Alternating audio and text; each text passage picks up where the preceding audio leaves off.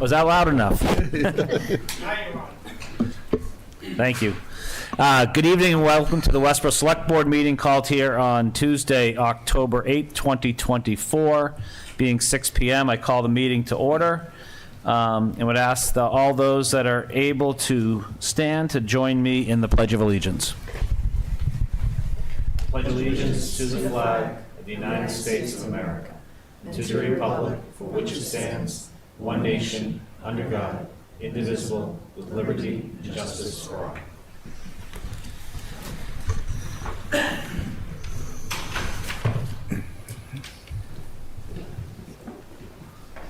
And just wanted to note that this is a hybrid meeting tonight, so we do have Board Member Welch joining us remotely. Do I have to read the whole remote things? Okay, so pursuant to Chapter 2 of the Acts of 2023, this meeting will be conducted in person and via remote means in accordance with the applicable law. This means that members of the public body as well as members of the public may access this meeting in person or via virtual means. In-person attendance will be at the location listed at the top of this agenda, and it is possible that all members of the public body may attend remotely with in-person attendance consisting of members of the public. This meeting may be accessed remotely via the Zoom link as indicated on the posted agenda. When required by law or allowed by the chair, persons wishing to provide public comment or otherwise participate in the meeting may do so by in-person attendance or by accessing the meeting remotely as noted above. Additionally, the meeting will be broadcast live in real time via Verizon Channel 28 and Charter Channel 192, or via Westborough TV's online platforms at westboroughTV.org and youtube.com/Westborough TV.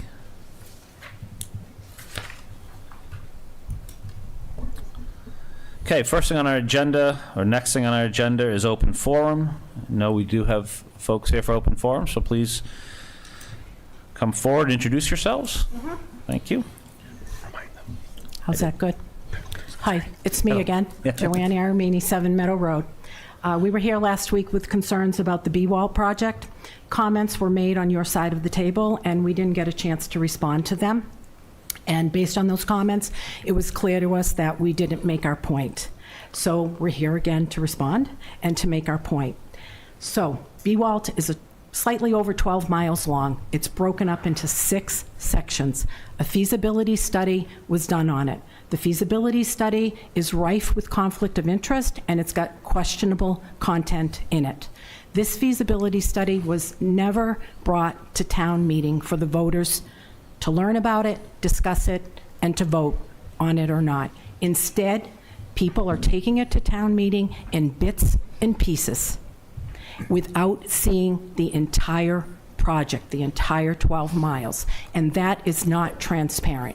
And we have a right to know the whole project before we do bits and pieces, and we have a right to know the full costs of this, and we have a right to have input into it. We've had 2 meetings. Our input has not been considered at all. We've been told that we're being placated and it's being made palatable for us. Another comment was made that this is going to have little to no cost for the town. That is simply not true. There's millions involved in this, and that's the known cost. There's unknown costs, and there's also ongoing maintenance costs for this. And we're asking for a new feasibility study to be done that is objective, and we're asking it to be taken to town meeting so that people can vote on whether they want this project or not. And if they do, then fine, they do. Last week, you all talked about the feasibility study for the country club because you're taking it to town meeting for people to discuss. We never got that on the B-Wall project, and I don't understand why it's not being brought to town meeting or treated like any other project in this town. Thank you. Thank you.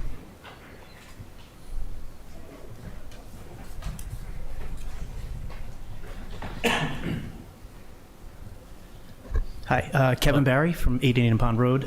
Thank you again for your time. I know last meeting went a little bit long. You gave us leniency and a lot of time, and I appreciate it. We'll kind of keep it to the chase, I think, for the most part. But I think the points that I need to make to expand on what Joanna mentioned was basically during the open foreign policy, we kind of abided, for the most part, what was explained to us. What I didn't understand, why there was rebuttal to what we said right after.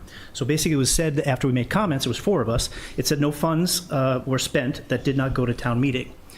We never said that. We never said the fact that we never specifically stated that or alluded to that. What we said was it flew under the radar screen. So this project basically kind of came into being in 2012. There was a BPAC committee that was formed by a small group of people, ad hoc committee, volunteers, that proceeded with this plan that was somehow designed before 2012, and then basically motioned forward until 2018 when it kind of got, but the brakes were put on it. 2018, in July of 2018, was the first time that this BWALT program was put in public, basically a community advocate article about the project in general, from Worcester to Framingham, or Boston to Worcester, I'm sorry. But basically, what I'm trying to point out is, or what we're trying to point out is that without knowledge of the project, residents were not privy to all this information. So basically from 2012 until 2018, there were 6 different articles brought up for funding for this program, which were not voted on. So if you weren't aware of what was going on, how as a resident are we supposed to know that these funds are being allocated for this project? Meaning it was kind of under the radar screen, it wasn't in totality. So basically we spent, or town funds were spent for $256,114 up until 2018 before there was a pause. So what we're saying is this never got brought forth to the entire, as far as the totality. And I think another comment that was made in closing last week was that a lot of big numbers were thrown out, but this is a lot of big numbers. It's $25 to $35 million. Yes, it's been said that there'll be little to no cost to the town, but it's all being placated by the fact that we're hoping that grants and other funds are allotted to this. So we're just asking for the same treatment that other projects have been taken care of, that's all. I think basically, in closing is the fact that the other projects have received, so for example, the Community Development Center, in Community Advocate alone, they've had over 12 plus articles written about it, and the overall cost has been stated in that. Since 2018, there's only been 6 or 7 articles, and not one of them have mentioned the totality of a $25 to $35 million project. So these town-funded public works projects are not being treated the same way, and we're just asking it to be made forward to make sure the town and residents know about it, and be some sort of vote to be put forward so they understand the totality and the scope of the project. Thank you for your time. I appreciate it. Thank you.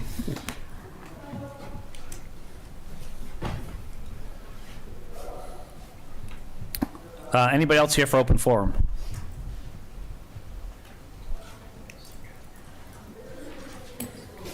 Okay. Just so know, we'll take those comments under advisement. Appreciate your coming to open forum. Okay, next on our agenda is, and we're a little, actually right at time, Class 2 car dealer's license compliance review. This is regarding Westborough Mobile at 24 East Main Street. Christy, anything from your side to kick this off, and then? So we became aware that Mobile was parking unregistered vehicles on another property in town, and so we looked into that and sent a letter just advising that we wanted to hold a hearing because that's obviously in violation. Anyone who wished to do that would have to seek an amendment to their license. There were some other concerns about requirements that the board had put on the license back in, I believe, 2022 that had still not come to fruition, and so I know that Mr. Azar is here with his attorney today to have the discussion. We also have Town Council Brian Riley remotely. Great. Well, thank you. And Christy, just for the public too, from the process standpoint, so we did provide a letter to Mr. Azar as owner of Westborough Mobile, correct? Mm-hmm. Informing Yes. of this, and I know you're here, so thank you very much to both of you. And you just want to introduce yourselves and. Hi. Good evening, Mr. Chairman. My name is Dave McKay from Myrick O'Connell. Happy to see you all again this evening, and this is Mr. Azar from Westborough Mobile. Great, thank you. So you received the letter. Are there comments that you have regarding that letter, or? Yes, I'm happy to address that. Mr. Azar is happy to answer any questions from the board as well. So the board may recall, I think the last time that we were here was in February of last year for the license renewal. And I think since that time, Mr. Azar has been operating the station in good faith. I'm going to come directly to the question with respect to the unregistered vehicles at the other location in a moment, but I want to highlight that at the time there were, I think, 4 conditions placed on the license at that time: no more than 5 vehicles, that there be a parking plan in place, that the driveways be kept clear, and that all other permits and inspections be complete and those permits remain current. And we think we've done all of those things. There was an inspection by the police department shortly before that meeting in December of 2022, and there were no issues. I think you have the report for that. There was a follow-up inspection on October 4th, which I believe was last Friday, if I'm getting the date and the day correctly. And my understanding that there were no issues at that time either. I haven't seen the report from the police department on that. I'm not sure if that's available yet. We haven't seen it, but that's my understanding of the outcome of that. So we did receive the letter from the town manager dated September 24th, and I think the issue with the vehicles is simply a misunderstanding, and the zoning enforcement officer, I think, got some bad information from the owner of that property. So the long and short of it is that they weren't Mr. Azar's vehicles, they never were Mr. Azar's vehicles, they don't belong to Westborough Mobile, and they never have belonged to Westborough Mobile. There was an individual that Mr. Azar knows who owns those vehicles and had reached out to him asking if he could store them temporarily at Westborough Mobile. Mr. Azar told him that he couldn't do that, but he put him in contact with Mr. Horowitz, who owns the site down the street at 72, thank you, 72 West Main Street. So Mr. Azar connected him with Mr. Horowitz, and they put the cars at that location. That's where the zoning officer found them. And again, they were never Westborough Mobile's cars. So all Mr. Azar did was connect Mr. Horowitz with the owner of the vehicles and didn't store them. So they're not our vehicles. And the lot was, there's a reference in the letter to the striping of the lot. That was done last year, but it didn't hold up very well. And it's since been redone, and I have photographs of that if you'd like to see it. So we think we're in compliance. We don't think there are any issues. The cars weren't his, and it's something that unfortunately I think probably could have been resolved with a phone call, but we're happy to be here and answer any questions that the board has. Okay. Sure. I would love to see the pictures, if we could start there, of the parking, where the striping is shown, please.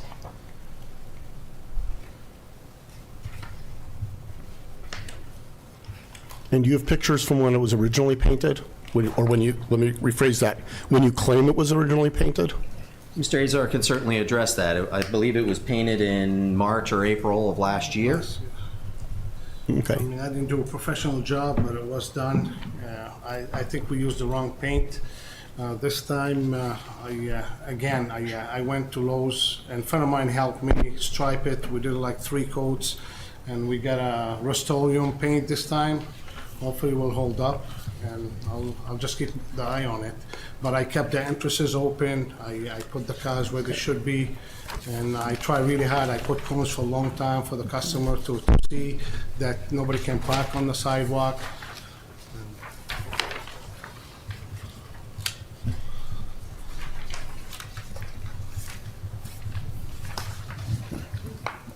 Shelby, anything else, or?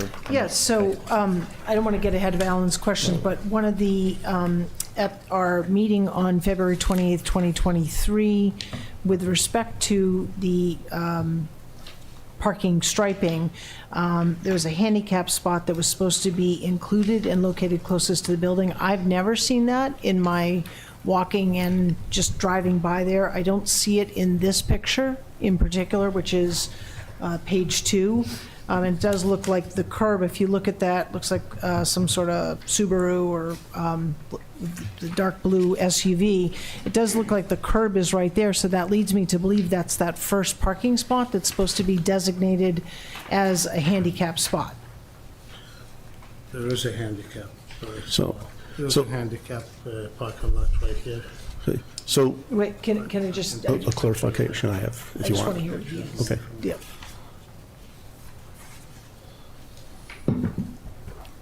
Jack, is there another spot to the Yeah, left here? yeah, I do have a handicap. I do have a handicap spot here, and there is a sign handicap right on the wall also, on the building. Okay. If you have a photograph of that, that would be I can helpful. take a picture, that's no problem, it's there. Okay. It's supposed to be marked on the ground It is properly. marked on the ground, and I put another sign on the building too, it says handicap. Okay. So, Where's it marked on the ground? The space isn't blue. It's not shown in the photograph. That, Yeah, 1, 2, 3, 4. That is the leftmost, right. that Subaru is in the leftmost space. oh, no, not this one.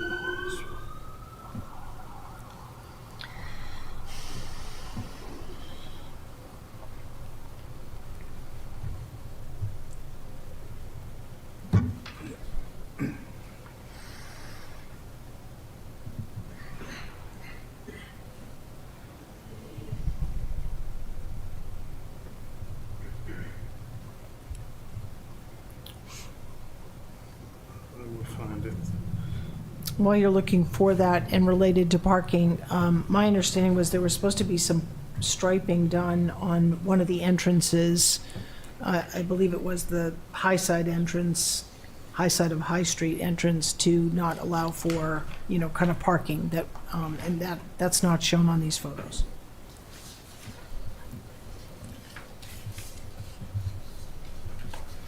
Thanks.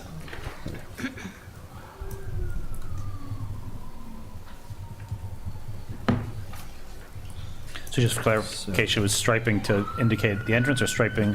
It looks like there's stripes that stop, so it's not a double spot here to allow the access? That's usually, yeah. Okay. half a stripe, so Right. access is right there.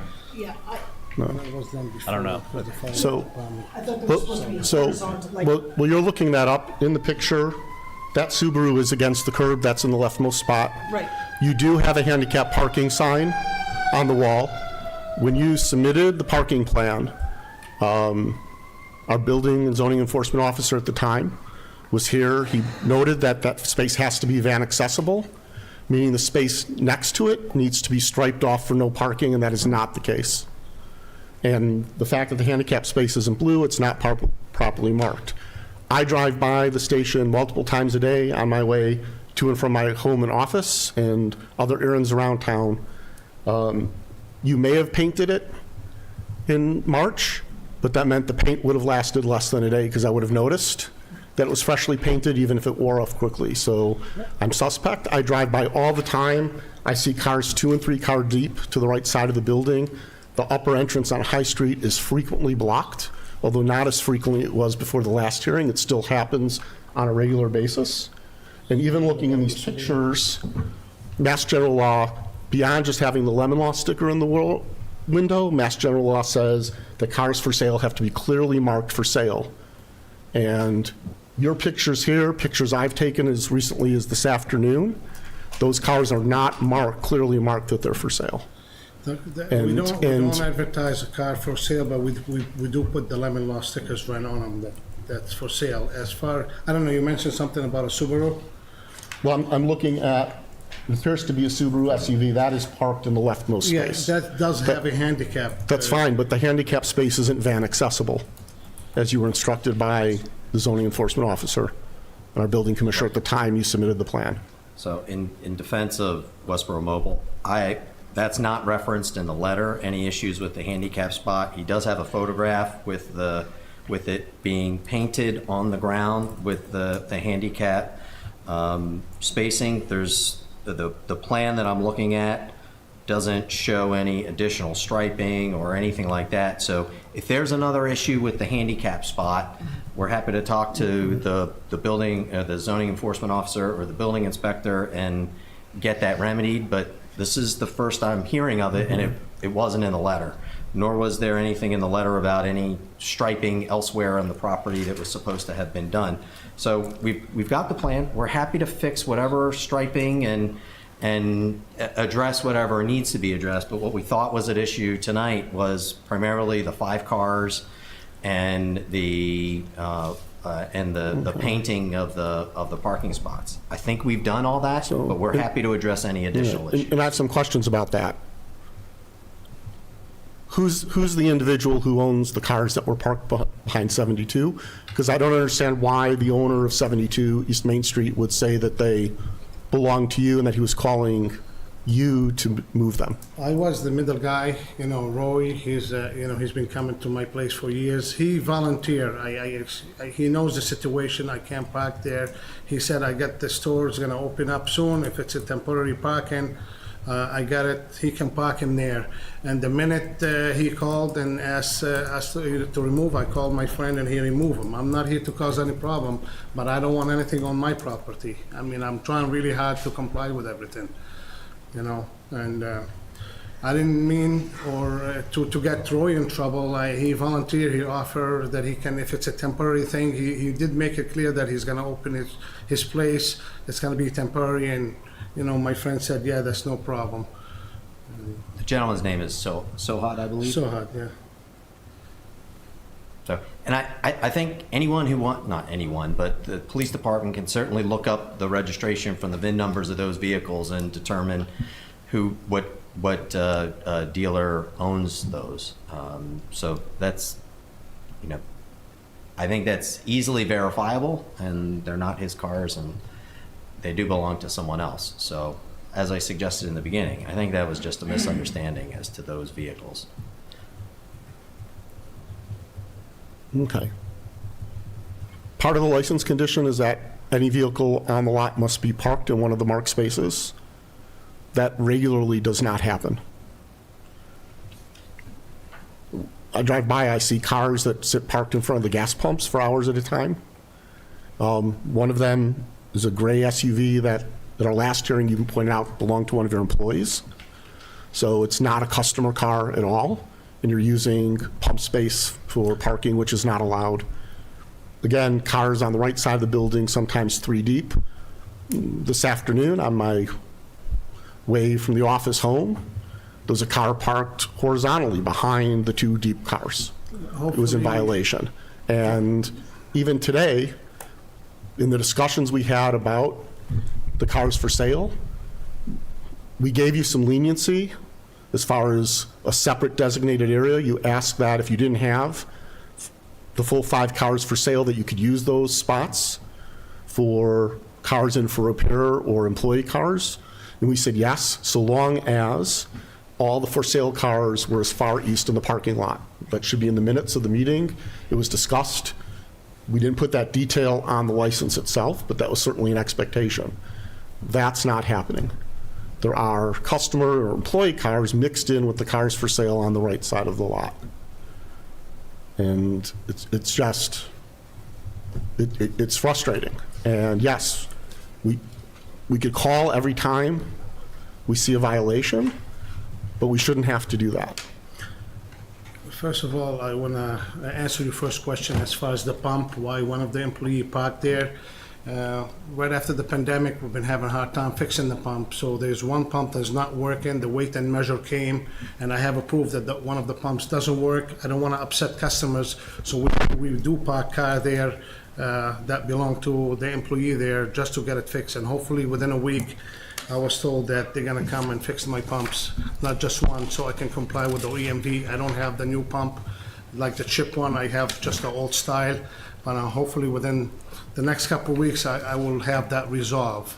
As far as the other parking spot, I was under the impression if we don't have a car for sale, to keep the entrances open, we can park there. And this is what I was doing. The biggest thing is safety. I'm trying to comply with the entrances to keep them open, and that's why I put them. If I don't have a car for sale, yeah, we can park a couple cars, but at the end of the day, I make sure everything is clear. And I don't know if it's a misunderstanding, but I thought I was under the impression that we can park there if we don't have a car for sale. If I'm doing something wrong. The discussion was you could use those spaces so long as customer or employee cars weren't intermixed with the cars for sale, meaning the cars for sale would start at the space closest to the High Street entrance and work to the west or towards the building, but that you wouldn't have cars for sale in the middle with customer cars and repair cars to the right and the left. The only cars that I have in the middle, like I said, if it's for sale, it's there. If it's being worked on, yeah, it will be on the other side. But if I have a car that it's ready for sale, I park it where it should be with the decal, with the lemon law sticker. And I think I'm complying with that. But if there's something that I'm doing wrong, I'll be more than happy to clear it. But I'm doing the best I can to keep the place clean, entrances open, and if I'm doing anything that I'm not supposed to be doing, just address it, and I'll be more than happy to clear it. You know, I'm trying here, and I think I came a long way.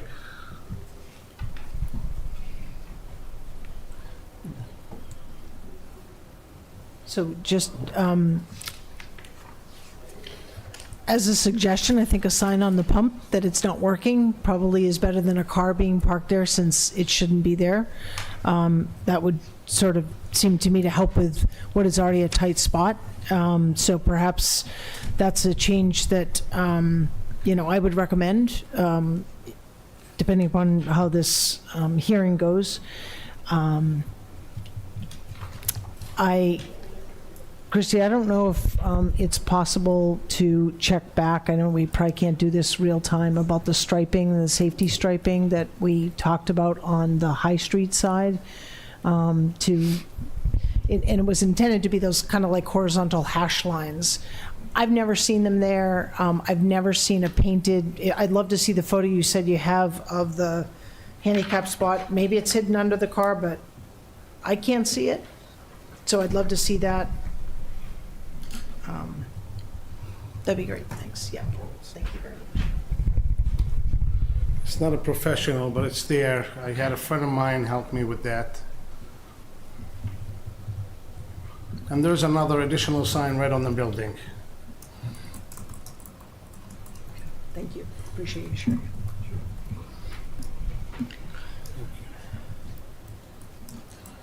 So I have what I think was the plan that was approved and submitted back in 2023 or 2022.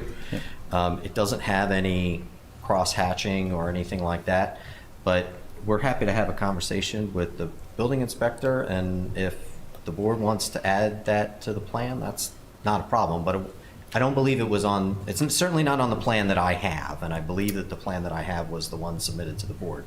So we're trying to be responsive to whatever your comments and questions are. Yeah, and I would say, like, the problem with this plan, and I don't recall if there were different versions, is that it also doesn't show a handicap spot either. I mean, in fairness to this conversation, right? Well, I was aware of the handicap spot Right. because the fire department made it clear I need one spot for the handicap. So I was aware of that, but, if there's something that's, I'm not a professional, that's not my expertise. Yeah. But if there's something that I need to do, Sure. I will take it seriously. I will do it. Yeah, I think what I recall very specifically about the conversation was because you have those two cars for sale, the single slots, or parking spaces, closest to High Street, that was a tight entrance.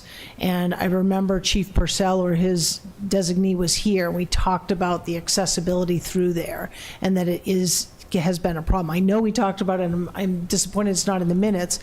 I'm not a safety expert either. I would want to hear from our, I know our chief of police is here. I don't know if our fire department is not here, which is fine, but I would like to hear from them as to whether or not they feel like, as the plan is drawn today, it should be updated to show the handicap spots so that we're all on the same page. And I guess it's a question for me whether or not it's important to have that striping there. I don't know, I'm not an expert, but to me, for your protection, and you're trying to run around and manage cars and inventory and people and everything else, at least you can say there's no parking there where the striping is, and there usually are cars there. Even if they park, most of the time we move them, Sure. But, if there's some stripe that I have to do, I'll be more than happy to do it. Sean, anything? Patrick, any questions from your side? Let's see your hands up. Yes, thank you, Ian. So first of all, thank you, Mr. Azar and council, for coming in and talking to us tonight. You know, I guess my question, I have two questions for you. First of all, like Alan, I drive by the mobile station many times during the course of a day, hundreds of times in the course of the year. Mr. Azar, I just want to understand, I can't recollect a time that I never saw a car parked in that handicap spot. Can you confirm that no non-handicap vehicles are parked in that spot? I never parked any car if it doesn't have a handicap access, but sometime if we're not there, some customer drop their cars off, but when we open up the next morning, we moved it. You know, this is a handicap spot and it's dedicated for handicap. Okay, I mean, so when I don't know what you can do about that in regards to improving the situation, put a sawhorse or something in that spot, a cone or something to prevent people from parking their vehicles in there overnight that are not handicapped. My second question about that handicap spot is, understanding that you have now taken it under your ability to paint the lot yourself. I applaud you for trying to do that, but my question is, I would imagine that there are certain requirements for the size, shape, coloring, etc. of handicap and other signage on the lot. How do we know that you are in compliance with the requirements for the size and color and shape of a handicap insignia on that lot? Like I said, we're not professional, but what my friend did, he went to a parking lot, he took some measurement, and we tried to do equivalent to what they 8 feet. You know, I think he did the measurement, and he tried to do it as close as possible to other parking lots. That's what we did. And I think we're happy to take further direction from the police department, the fire department, or the building inspector, none of whom I'm aware have raised the issue of the handicap parking spot or of the access issues. And I think they have been to the site. The police department's been to the site. So these are all fair questions, and we're happy to answer them. But in fairness, they weren't indicated in the letter as issues that were problematic. And if we had known about that before, that was a problem, we would have addressed it before. But to be honest, this is the first, I think, that we're hearing of some of these things. Understood, but you know, I appreciate council's perspective on that.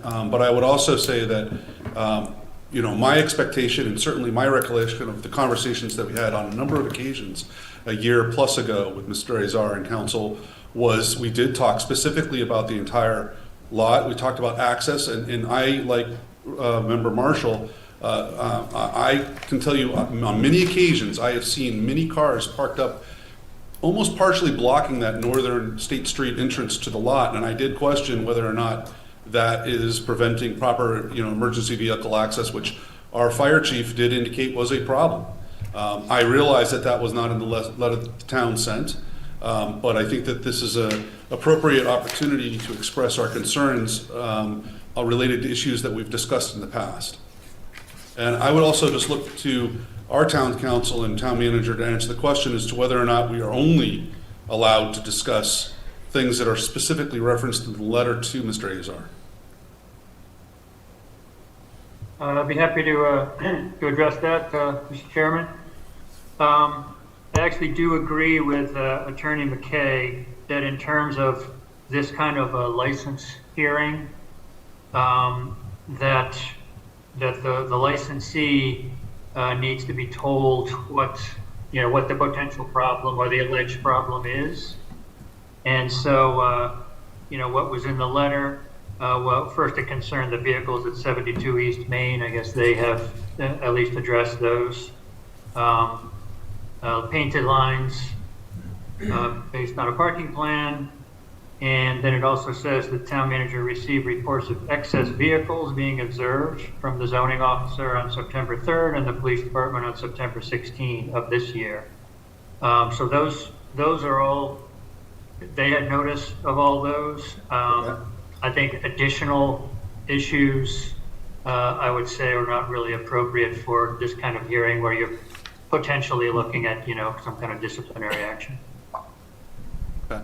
And any disciplinary action we want to consider tonight can only be if I'm hearing you correctly, can only be in relation to that proper notification to Mr. Azar. That's right. I Okay, agree. thank you. Yes. Thank you for clarifying that.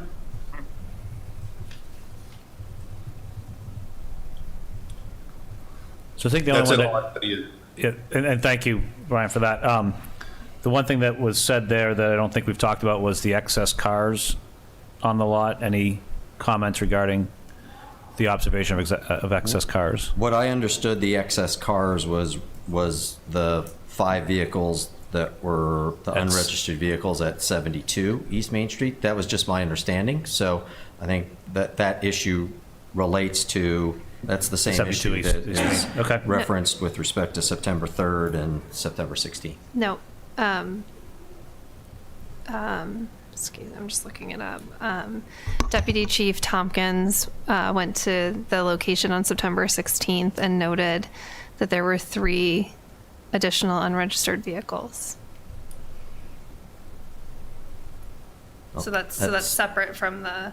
That's not consistent with the inspection reports, is my understanding. I haven't seen that, so I can't. So Respond to it Deputy more than Chief that. did his inspections for annual licensing at this location yesterday. So I don't know if that's what you're referencing, but he did also go on September 16th and spoke with Mr. Azar.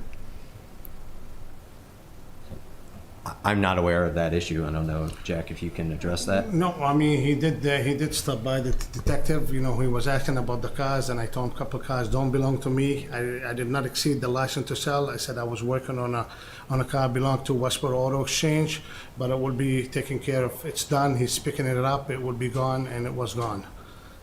But he asked me if those were for sale. If they weren't for sale, they don't belong to me. But he didn't do an actual inspection like, I didn't have enough cars for sale. So I'll just read what it says, if that's okay. It says, the license allows Mr. Azar to sell up to 5 motor vehicles at one time. These vehicles are restricted to an area agreed to by the town of Westborough. Mr. Azar was in accordance with the number of vehicles in the area for sale.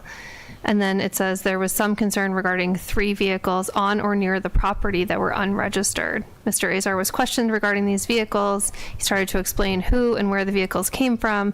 I stopped him and asked if they were for sale or not. He stated that they were being moved today. There's more to that email, but that's essentially why it was decided in the letter.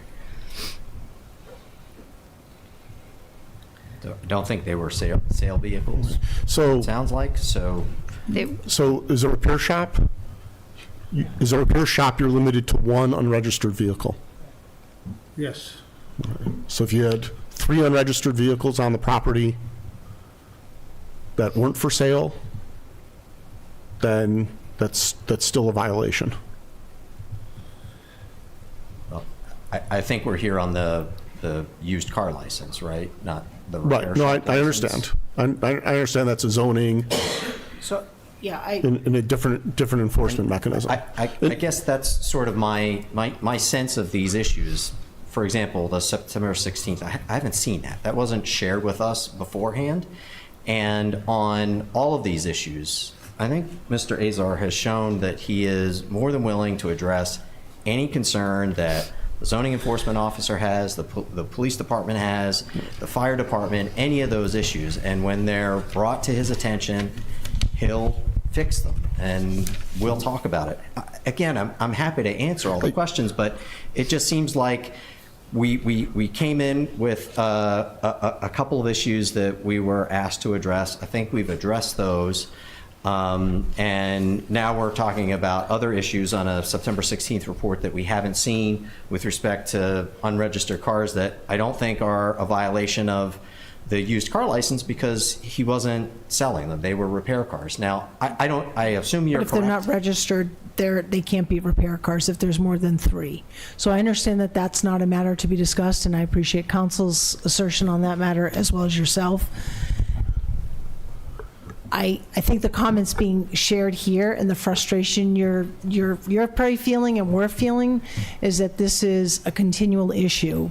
With all due respect to Mr. Azar, to your skill and your trade, I feel like we are babysitting you as a business, and it's really frustrating to kind of feel like, and we get, I know I don't want to speak for other board members, I get questions from town residents all the time. So this is outside of the letter, give you that. This is just, I'm going to give you some advice here, right? Like, this is not fun for any of us, right? This is expensive for you, and we're taking time here, right, when we could be discussing other things. Let me just finish. So we get comments all the time, I do, from other residents, people saying, why isn't that business complying with what the town is telling it to do? So I don't go into details around that. I don't tell people to go back and see the minutes, but it's a constant feed. When I say it's constant, it's pretty regular. So for me, I think that the action I'd like to see taken is I'd like to see an updated parking plan done that clearly designates on the parking plan where the handicap spot is supposed to be, and/or additional striping. And again, that's a matter for our public safety officials, if it needs to also be striped with a van spot, as Mr. Edinburgh stated. I'd like to see that on the plan, and I would like our fire and police department, I don't think DPW needs to weigh in here, to weigh in whether or not there's additional striping that needs to indicate where cars should not be parked on the lot, particularly on the High Street side, as my recollection goes. If they say it's okay the way it is, I'm fine, but I would like that clarified, and I would like a new parking plan date stamped that we can all sign off on, that we agree to. Right. Can I clarify yes, one thing? yep, sure. You know, and I'm confused because I brought in before, and they tell me, okay, we gave you a license to sell cars, you can store unregistered cars. I just want to clarify one thing. I never exceeded the 6 unregistered cars, whether they are for sale or being repaired. So I can win no matter what I do. So if I have 2 cars for sale, but I had a couple unregistered cars that belongs to a dealership or a customer, I'm in violation. If I put them for sale, I'm in violation. I don't know what to do. If I'm limited to, and technically they should be like, if the car's for sale, they should be for sale. If being repaired, maybe I violated the bylaw. But I'm trying to comply with everything. I'm trying as hard as I can to satisfy everybody. Even with the 2 unregistered cars, I didn't violate the license or the 6 total unregistered cars. So I'm trying to stay with that limit, whether it's for sale or being worked on. And no matter what I do, I can't win. So I don't know what to do. I mean, I tried to put them on the logbook. I tried to put a lemon law stickers. The one that's not for sale, I'm not going to put a lemon law stickers. But what do I do? You know, I'm trying not to violate anything. But what do I do in that case? Right. So you basically, as a licensed business, you need to know what your numbers are, and that's pretty black and white. And then I'm trying to comply. Right. Like I never violated the license to sell. I never exceeded the 5. But Okay. somebody told me, one of the selectmen, I don't remember who, they told me, oh, we give you a license so you can have unregistered cars. But the license is to sell cars, not to work on unregistered cars. So I'm trying to stay within that limit, the 6 total, whether it's for sale or working on a customer, so I don't, So I don't we should, violate anything. while we're all here, we should clarify what your license allows so that you walk away with clarity around that, right? So I'm going to look to our town manager to provide some clarity. We do have a copy of And our your attorney as license. well. And our attorney, thank you, thanks. As to what your license or licensees allow you to do, just so we're clear, so we don't have to say, well, we didn't talk about it. So can we get clarity on that from our town council or from our town manager? And specifically, I'm asking, so I'm looking at your Class 2 dealer's license. This is in our packet, and it says no more than 5 vehicles for sale, right? I think we Yeah. all understand that. Any vehicle on the lot must be, it should say parked, so there's a typo. It says paired, but parked in a designated parking spot as shown on the parking plan submitted to the select board on 2/28/2023. So I'm reading your current license, so we're going to have to update that. All driveways must remain clear and accessible, and all permits must remain active with inspections complete. That's your Class 2 dealer's license. The repair piece is different, and I don't have a copy of that. I don't have that either. We don't license that. It's under the state, okay. Correct. Yeah. So can we get some clarification on that from our attorney in terms of the repair component, or how many cars he's able to have that are registered or unregistered and not for sale? I'm not, not able to answer that right off the top of my head. I can certainly take a look at that and get back to the board, get back to Christie on that. As you say, the Class 2 license is pretty clear that no more than 5 vehicles for sale. Okay. It's like we've seen an answer on that. So it seems like we got to get an answer from that and have some conversation with you. That to me is, Yeah, I mean, Mr. Azar would know he should know that because it should be part of his license. So if there's questions about what our zoning allows, I mean, we have our community development director here who could speak to that. But essentially, there were more than the 5 vehicles for sale would be unregistered. And so that's why you're saying 6, because there's 5 vehicles for sale, and then there's I think the way it's been interpreted is that there's 1 additional, because under the zoning you're allowed to have this 1 additional For repair. just because just on 1 per property. And so I think that's how it's always been interpreted. The email that we received from the deputy chief indicated that there was more, which is why we spoke to it in the letter. So My request would be, and because I can understand why that the board is frustrated. We're equally frustrated in the sense that I represent plenty of municipalities and I represent businesses and property owners as well. This kind of this level of detail at the selectman's level is unusual in my experience, in part because these issues are usually addressed with a letter from the zoning enforcement officer or a letter from the police department or a letter from the fire department addressing whatever the issue might be. And if we get a letter like that, we're happy to address it. And I think that also eliminates any confusion as far as, was it supposed to be striped or wasn't it supposed to be striped? So we're happy to clarify, and we will put together a new plan like the board is suggesting. And my request, rather than the board taking up its valuable time on these things, if there's something that you think is non-compliant, or the fire department or police department or the zoning enforcement officer or whomever it might be at town hall thinks that there's an issue that needs to be addressed, just tell us, and we're happy to address it. But the issue with, that September 16th memo, we didn't see that. I couldn't tell that that's what that is by reference to the letter. The unregistered, what we knew that was an issue for the board was the vehicles at the other location, which I think we've addressed, and the painted lines. If there's something more, we're happy to do it. But it is really challenging for a small business owner to have to hire counsel and come to the meetings and do all these things that in the normal course of things is usually done by staff and the owner directly without needing the assistance of counsel. Again, we're happy to be here and happy to answer any questions, but guidance along the way would be very helpful to us. I appreciate that position. You weren't representing Mr. Azar when this started. This started because inspections of his property found over 50 permit and safety violations, some so severe that his building was shuttered immediately. And it's been a constant, and even after that, he failed to comply. He neglected to get permits for hot works and other things. His fire suppression system was a violation of code and inadequate. There were exposed electrical wires near flammable materials, and he had license plates for unregistered vehicles on other cars on his lot, hiding the fact that he had unregistered vehicles on the lot. So that's where this started, and that's why this has the attention of the board.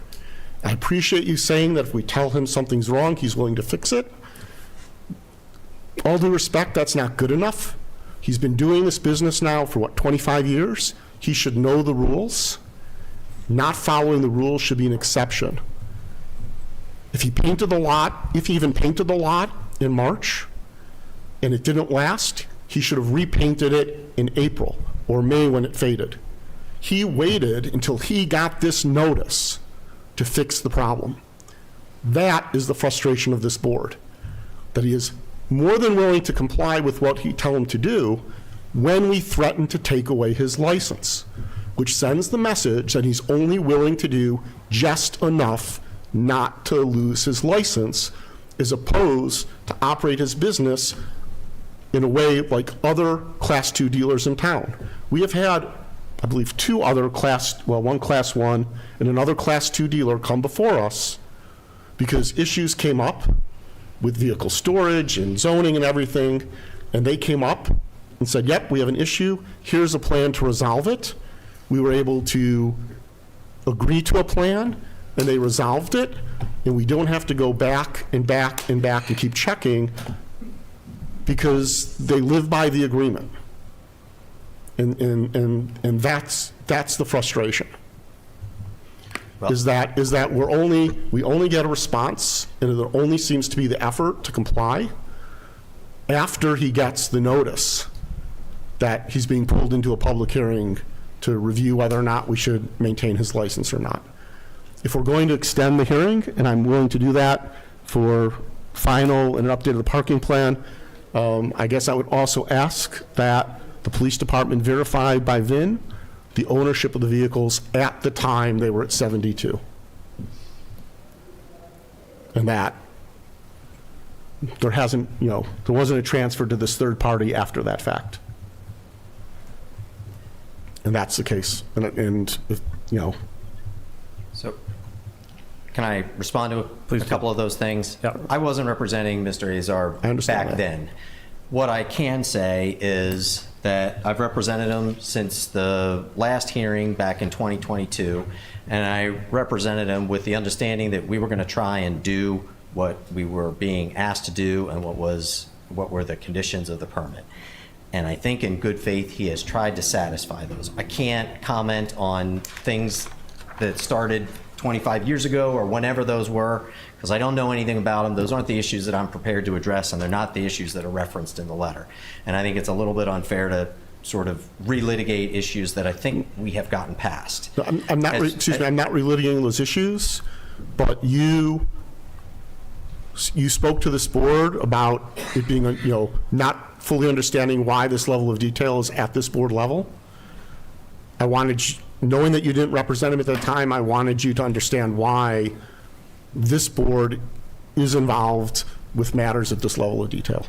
The distinction that I was making is not that the board wouldn't be concerned about those things, but usually there is an action taken by the appropriate authority, be it the police department or the fire department, or notice in some regard. And that was the only distinction that I was drawing.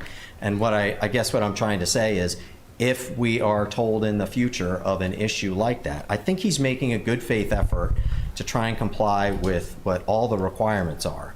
And not just when a notice with respect to the license is received. I think for the last year and a half since we were last here before you, he's been trying in good faith to do all of those things. My only suggestion, and I guess my request, is that if there is an issue, whether it's striping or whatnot, if the police department or the fire department or the zoning enforcement officer tells us and they have been to the site and not told us those things, we'll fix them. And if it's in writing, all the better, just because then we know and there's no confusion about it. I do ask that we not continue this hearing. He's a small business owner. It's a lot of money to bring counsel and to keep showing up at these hearings and preparing for the hearings. Happy to submit a revised plan. If the revised plan is not to the satisfaction of the fire department, the police department, and the town manager, based on the discussion we have here, you can certainly ask us to come back to make a modification to the plan, or even just have the zoning enforcement officer or the fire department tell us to make a modification. We're happy to do that. But it's not a small thing to have to continue the hearing and have to come back again. Other Ian, if I questions? may. Yep. Patrick? So I appreciate council's perspective. I do share Member Edinburgh's frustration. And even tonight, recognizing that apparently you did not, it sounds like, get all of the information in regards to the September 16th police officer who did come on premise to talk with Mr. Azar. I found it very interesting that at that point in time, the police officer noticed 3 vehicles, and Mr. Azar then immediately said, "Oh, we're going to move those right away." You know, it seems to be after the fact, and that's my concern. I completely echo Member Edinburgh's concern, is that it seems to be always, instead of a best practice, normal way of doing business, to say I can only have so many vehicles on this lot, and they need to be, it's very simple, so many vehicles in so many locations. And that does not seem to be the standard mode of operation for Mr. Azar historically. And every time there's a conversation about it, it's, oh yeah, that's something else, you know, or I need to move that right away, or I'm about to paint it, or it just seems very much after the fact. And that's where I'm just not, this is not the way you do business. You should have best practices. You should be teaching your staff that, you know, when they park a vehicle, it can only go here, and only so many, and et cetera. So I really struggle with this. I want to do what's best for the small business in town. I want Mr. Azar to be successful. I just wish that he would get into a better mode of operation to adhere to the Class 2 license. Other questions or comments? I did want to ask our attorney, just in your review of I just want to make sure that we follow rules and whatever, in terms of what was put in our letter and what's for tonight Yep. that was provided to Mr. Azar and to his attorney, and from what was addressed, I guess it's a question of kind of what the board can do, authority under the board here in terms of this question on the continuing the hearing, looking for some of these things, if that complies with what is in the letter, and are we following that to the law if we continue? Because I'm looking at it, there's been responses to what's in that letter. So I'm really looking to you for your counsel on on appropriate actions, potential actions here. Well, I mean, certainly it's up to discretion of the board if you want to continue the hearing and ask for new information to be provided, whether it's a parking plan, for example. I mean, I guess on the other hand, if the board feels that at least you've gotten responses to what was in the hearing notice, then maybe it's not necessary to continue the hearing, but we could, you know, this could be followed up, rather than continuing with the hearing, this could be followed up with a letter to Mr. Azar saying, you know, listing whatever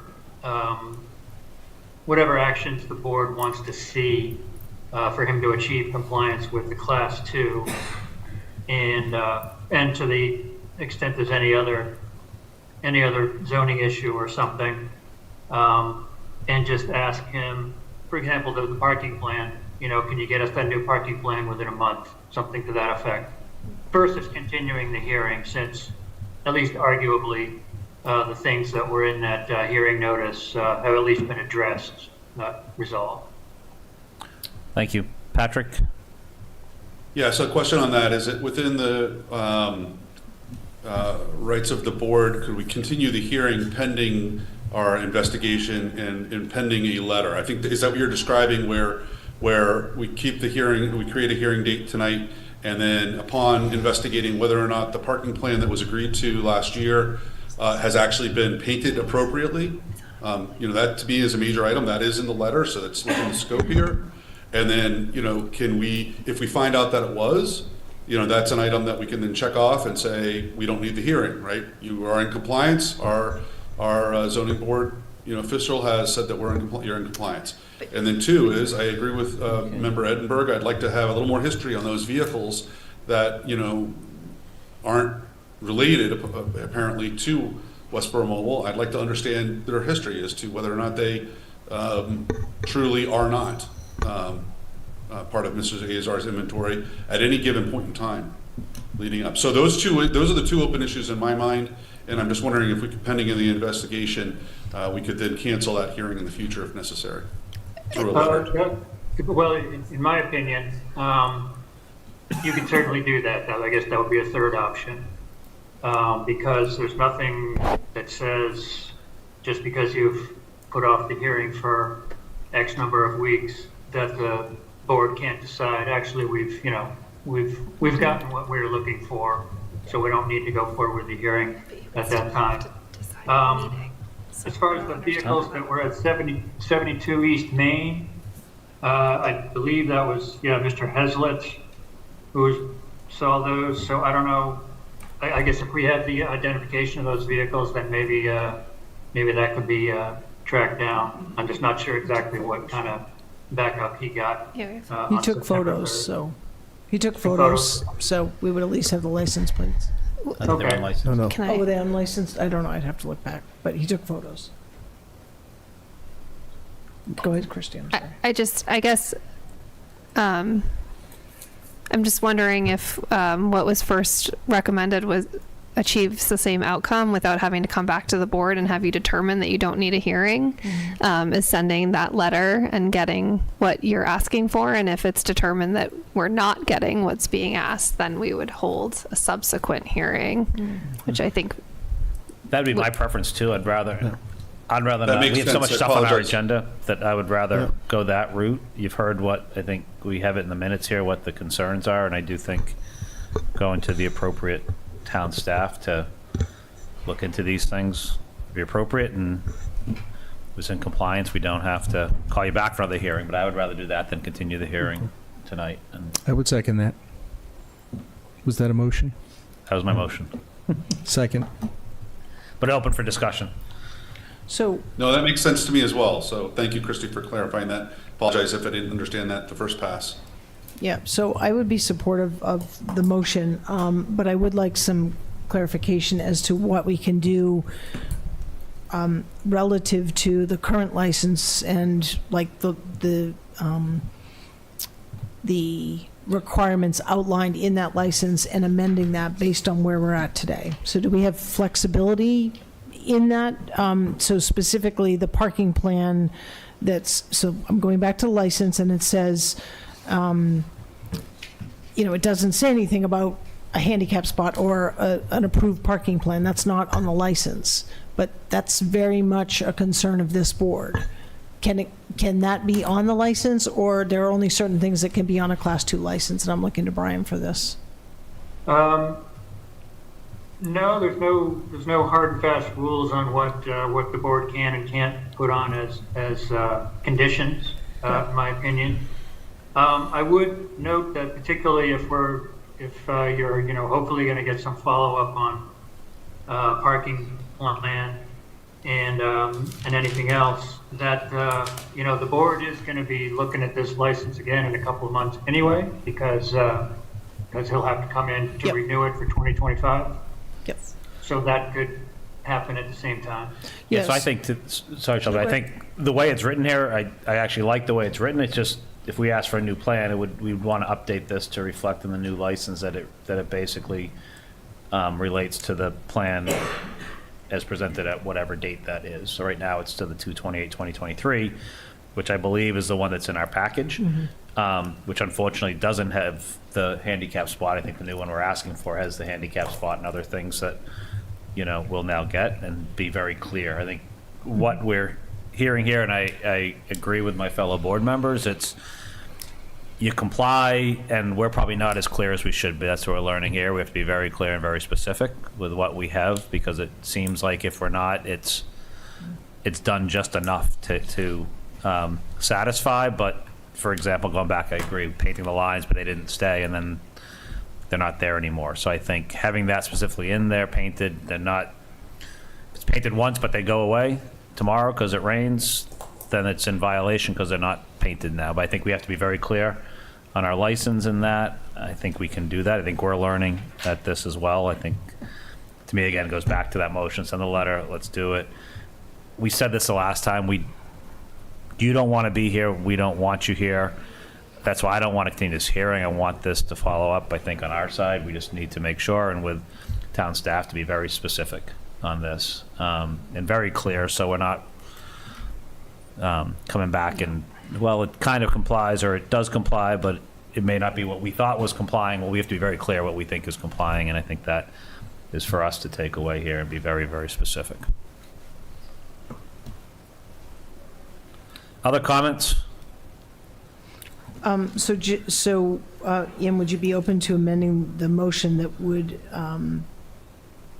include that a conversation, or there has to be an exchange of information with our zoning enforcement officer as well as our public safety chiefs, or Yes. their designee, to align that and approve the parking plan? Yes, that's Okay.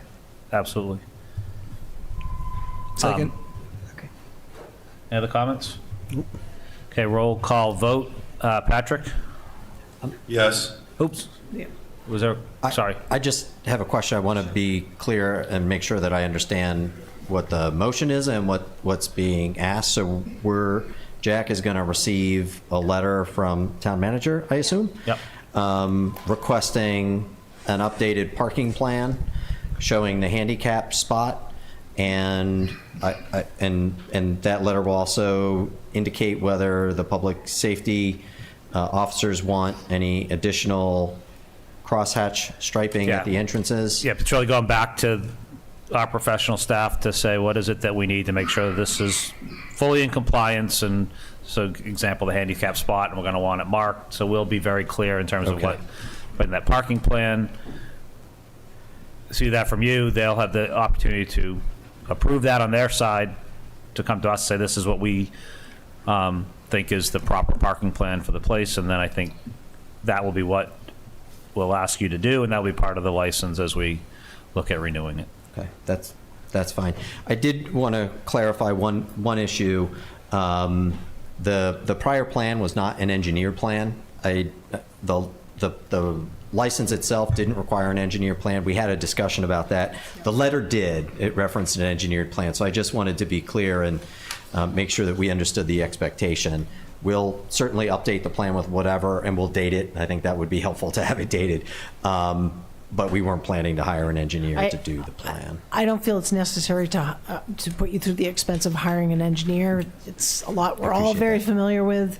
I think we can achieve what we need to achieve without an engineer plan. I appreciate that. Thank you. Yep, I agree, and I just, about looking at many of our staff here, just want to make sure that they do what they think is right for that location. The handicap is one, there's laws and rules around that. We want to make sure that it complies with that.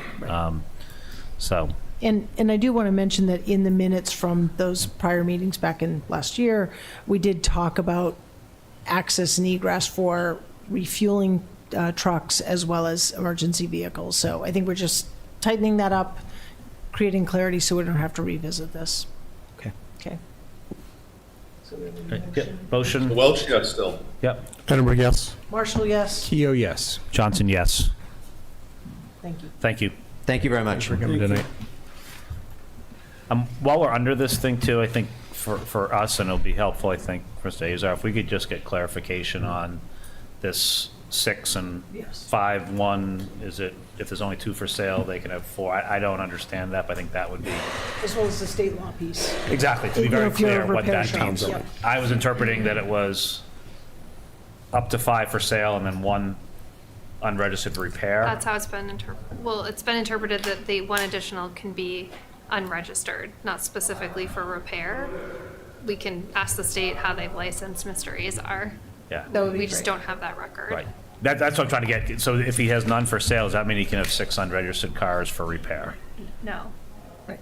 No, because the license says no more than 5 vehicles for sale. That's what gives him that additional 5.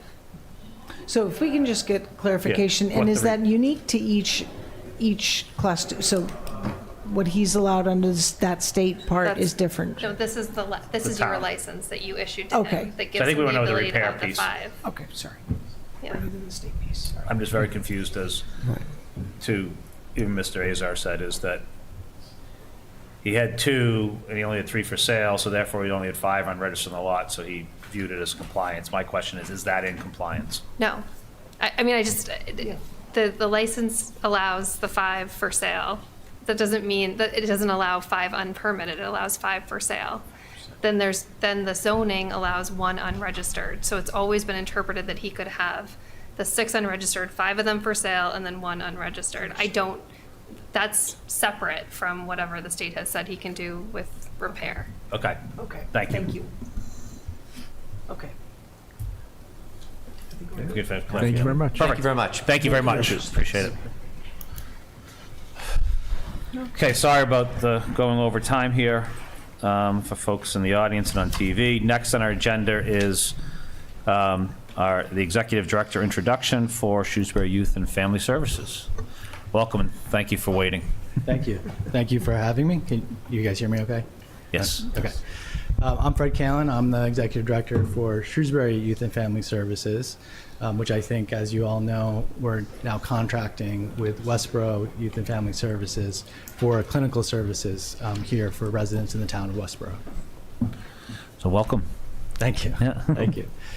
I would share that the contract started on July 1st, and when we first took over the contract, there were 6 active, a caseload of 6 folks getting clinical services. And today we're at 32 for the 2 clinicians we have here in Westborough. Oh, sure. Yeah, I was wondering. So I was saying we were at 6 when we took over on July 1st and have a caseload of 32, no wait list right now. And so, the summer's always a little bit quiet for that kind of thing, but once we got into the fall, it picked up quickly. And I think it's going very well with the balance that we have. Great. Well, thank you. As I said, welcome. Turn to the board for any comments or any questions. I would just, so first of all, welcome. Thank you for coming here tonight. You just give us and the public who's watching your moment of fame here an opportunity to just a little bit about yourself, kind of your background, and what brought you to Shrewsbury Youth and Family Services. Sure. So I am a nonprofit lifer. I've been an executive director of predominantly youth and family serving agencies for a number of years. The other 2 were in Worcester County as well. And I would tell people I grew up in a family of 7 kids, so it's in my blood to help take care of young people. Because my younger siblings were coming to me and still come to me for advice. The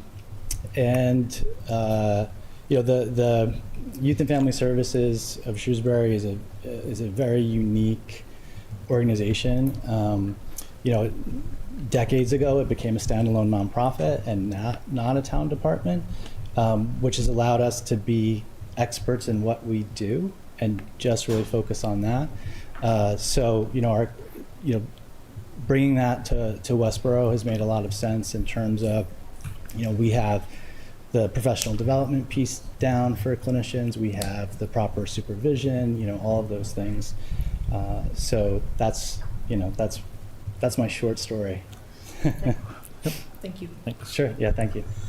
Sean. I understand there's an opportunity coming up for the community to meet you here in Westborough. Is that next week? That is next week, October 15th, 8:30, I believe. Yep. We went back and forth on the time a little, but I think 8:30 to 10.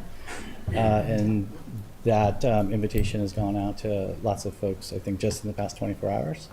But yes, thank you for bringing that up. Yeah, folks can come by and meet me. That's at the Great Hall. Yes, at the Great Hall. Yep. Yep. So encourage folks in town to do that. So, Alan. I want to say welcome. Thank you. Appreciate you taking on this role, being here, and the role that Shrewsbury Youth and Family Services is now playing is in delivering service for Westborough Youth and Family Services. It's incredibly encouraging to see that the model so far is working and that the capacity to serve the community has increased and is being managed at this point without any hitches. Not to say you don't run into bumps in the road ever. That'll be expected at some point, as always happens, but that I think we're off to a great start. And look forward to a continued successful relationship. Great, thank you. Thanks. Patrick, anything? Yeah, I just say welcome as well. It's great to have you on board. A little bit of an echo here, I'm sorry. That's okay. Patrick, hold on a second. Hold on. We're going to turn down your volume. Yeah. So much for what I asked. Yeah, this is Shelby's fault. It definitely is. Okay, try that Okay, again. everyone in the back of the hall is awake now? Right. Yeah. Sorry. Yeah. No, it's not your fault. We're good. You didn't know. Yeah, perfect. Better? That's perfect. So again, welcome to the town of Westborough. Aging Family Services, the vital services that is provided to the community, and there's a lot of need coming out of the pandemic and obviously all of the other stresses in our lives. So it's great to have you and the entire team here working with the town. Full disclosure, you'll be working closely with my wife in the office, Julia. If you haven't met her, I think you've met her by now. But I look forward to meeting you that morning. Ian and I swapped dates on Bagel with the board with our Council on Aging that morning, so I'm going to try to make both. I'll do the best I can. Terrific. I look forward to meeting you in person. Okay, thank you, Patrick. Well, again, thank you for being here. Thank you for being patient with us, and we look forward to seeing more of you in the continued great work of your staff. So Yeah, thank you. Thank you. Thank you, welcome. Thank you. Okay, moving forward in the agenda, performance evaluations. We've got two this evening from the board side. First, Fire Chief Pat Purcell, and then second, Public Works Director Chris Paint. And I will, since it's first in the agenda, I will start. So Select Board Member Keough and myself had the pleasure of doing the Select Board evaluation of Fire Chief Patrick Purcell in person, but just maybe to frame it as to how this works. So the full board does complete an annual performance review, an evaluation of our Fire Chief Patrick Purcell. We share, tonight we'll share the summary results of that in accordance with the provisions of the open meeting law. So the board evaluated Chief Purcell's performance in three general areas. The first was board relations, the second was organizational and community leadership, and the third was personal and professional leadership. Within each of those categories, there were 5 or 6 statements which described behavior standards in that category, and the board used a 3-point scale, which I'll describe in a minute, to evaluate performance relative to the 17 different performance standards. So those categories were basically the 3-point scale was 1, 2, and 3, 1 being improvement needed, defined as work performance does not consistently meet the standards of the position. Rating of a 2 was meets job standards, defined as work performance consistently meets the standards of the position. And the 3 on the scale was exceeds job standards, where work performance frequently or consistently exceeds the standards of the position. Board members also had the option to identify not observed if they had no basis on which to rate the chief's performance. So that was the categorization that was done. The board, we receive a summary of those as they're prepared. So I'd like to say that for Chief Purcell across all standards and all categories, the ratings were either that Chief Purcell meets or exceeds job standards. Further, the average score across all of them were higher than the meet standard expectation, so everything was basically between 2 and 3 in their summation. So really strong, is very strong performance as determined by the board and the work that Pat does, that it, in essence, is more than meeting job standards, and in some cases, we had average rating of 3, which means that all 5 board members categorized Pat's work as exceeding, or Chief Purcell's work as all of us said exceeded job standards. Those were under the heading of board relations, that he effectively develops and communicates long-range budgeting and capital planning needs of the department. Under the heading of organizational community leadership, there were 2. First being cooperates with other town departments and other agencies to achieve common goals, is proactive in developing and sustaining partnerships with other regional, state, and federal governmental agencies, which improve departmental functions. And the second in that category, where received all 3s, is perceived as open, receptive, and approachable, and interacts with the public with sensitivity, tactfulness, and politeness.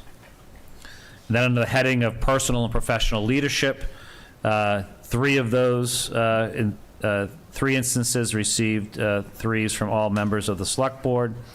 The first being provides leadership to ensure that the goals and objectives of the department are carried out. The second being demonstrates critical thinking and the display of sound decision-making in directing the department. And third, displays high working standards and attitude that is a model for staff, volunteers, in the community. So again, those were ones where each of us rated him a 3, but as I said before, in all the other categories, the ratings were either 2 or 3 from each individual member, with the average all being above that 2 number.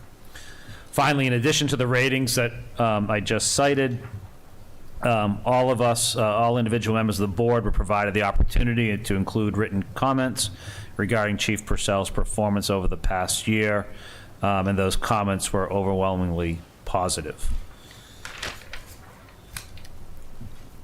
Sean, anything you would like to add as my Sure. that met with Chief Purcell? Yeah, I would just like to say, Chief, thank you for your exceptional work for the town of Westborough.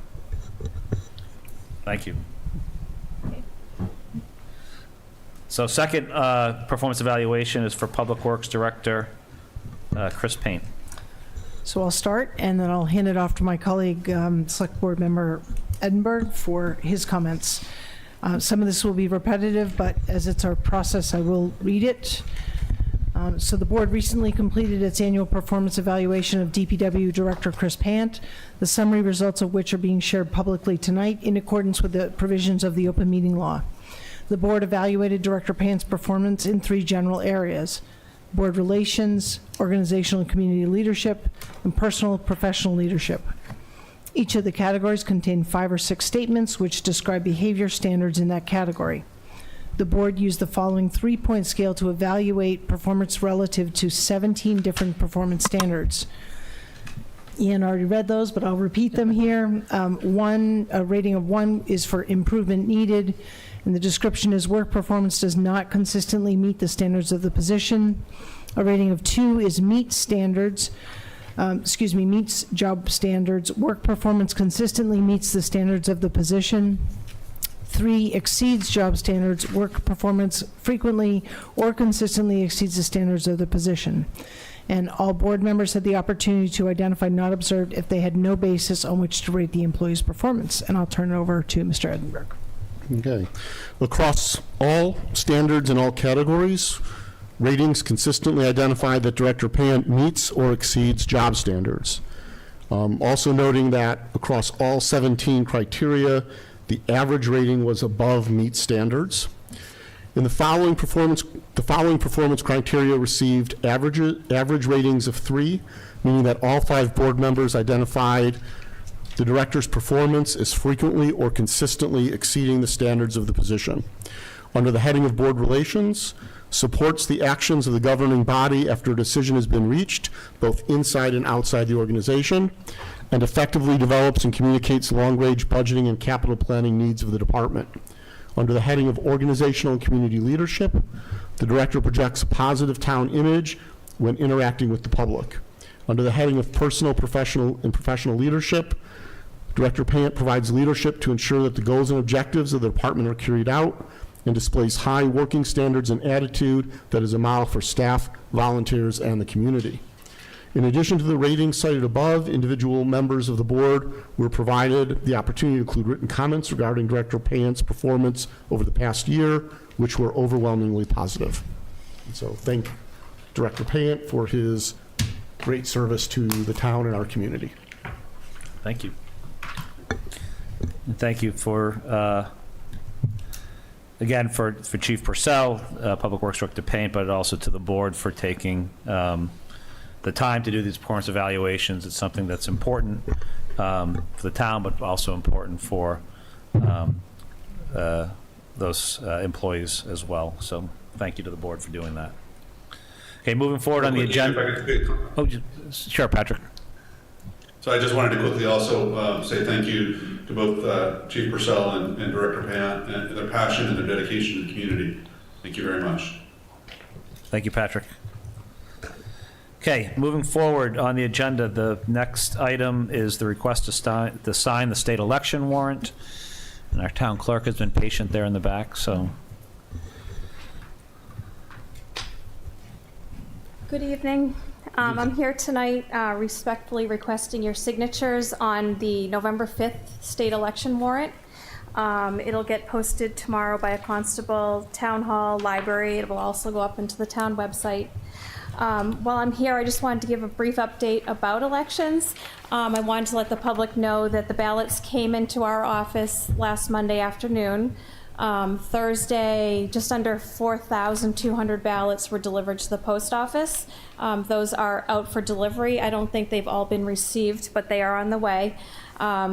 We had a second mailing today of about 300 ballots, and the mailings will continue up until the last day where we can accept requests, which is October 29th. I just want to give a reminder that early voting starts at Town Hall on Saturday, October 19th, 9 a.m. to 3 p.m. Early voting continues that whole week, Town Hall hours up in Memorial Hall. We also have it on Sunday, October 27th, 9 to 3 at Town Hall, and again the week leading up to Friday, November 1st. Any questions, residents are encouraged to call our office. One final reminder too, Election Day, November 5th. Elections are held Election Day at the high school, 90 West Main Street, 7 a.m. to 8 p.m. Do you have any questions? Any questions from the board? I know this has been a question in the past. I don't recall because it's a presidential election. Is school closed on the 5th? School is closed. Okay, so plenty of parking for everyone. I know it will be a busy day, but that's been a question in the past. So, yes. Thank you. Yes. Anything else? Motion? Ian? Yes. Just a quick question first. Thank you to Deb and her team for all the hard work. This is a literal mountain of work that they're doing, so thank you for all the hard work and dedication to getting this done. My question, Deb, is I'm not in town today and I won't be back until Thursday. Is there any opportunity for me to sign the documentation on Thursday, or I know you're posting it, just curious. I'd love to be able to sign it. Sure, we actually are well within the time frame of posting the warrant, so if it's okay with the board, I can hold it until Thursday and get it posted on Friday. If you're comfortable with that. Yeah, I mean, Yeah. I need the majority of the board, but certainly, like I said, we're well within the time frame. Well, if he can't make it, you have 4 signatures. Yes. Yep. Yeah. Yeah, Exactly. okay. Perfect. I don't want to hold up the process. I just, Yeah, you know, no. if there's a way, Yep. Nope, that's fine. We'll have it in our office. So I Sean, will be there. Okay. make a motion? Sure. Move to approve the request of the town clerk to sign the November 2024 state election warrant. Second. And moved and seconded. Roll call vote. Patrick? Welch, yes. Edinburgh, yes? Marshall, yes. Keo, yes. And Johnson, yes. So Thank thank you. you. Thank you again, as Patrick said, for your staff, and I know a number of volunteers that helped Yeah, the stuff a staff lot of is- envelopes. We work hard. We've got terrific election officials who are there for us to help, and we appreciate them very much too. Thank you. Thanks.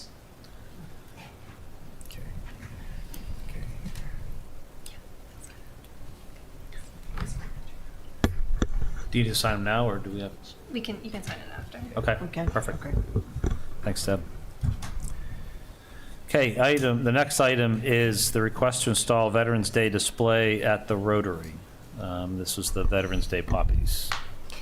Yeah, so the board has received this request in prior years to just make this display, and per your policy, it has to come to this board for approval. Yep, I'd be happy to make a motion. I would move to approve the request to install a sign, poppies, and flags in honor of Veterans Day in the horse trough section of the Westborough Rotary from November 5th to 11th as presented. Second. Okay, any comments or questions? Just beautiful. It's always Beautiful, and beautiful. appreciate her willingness to continue this tradition. Yep. Absolutely. And we should just give note, it's Janet Clark. So Yes, thank thank you. Okay, roll call vote. Patrick? Welch, yes. Edinburgh, yes. Marshall, yes. Keo, yes. And Johnson, yes. So thank you for that. Okay, close to getting back on track, but not officially. But this is a presentation of the updated community center schematic design. So we have our design team. So we have one of our architects here, and then we also have our OPM Alicia Monks is on as virtual. So you'll receive tonight, as the board recalls, we entered into a contract with this team to create schematic design and to offer or to provide quotes for the design. As was mentioned actually in the very beginning open forum, we've gone through extensive public engagement process. As you know, we have an article on the upcoming town meeting warrant to sort of move to the next phase of design. I did provide the board with a detailed breakdown of what that next phase is. I think before we get into that, I think I'll just let architects present the design. And I think we'll find that it's responsive to a lot of the comments that we've heard. Great. Welcome again. My name is Joel Bargman. Thank you. Good evening.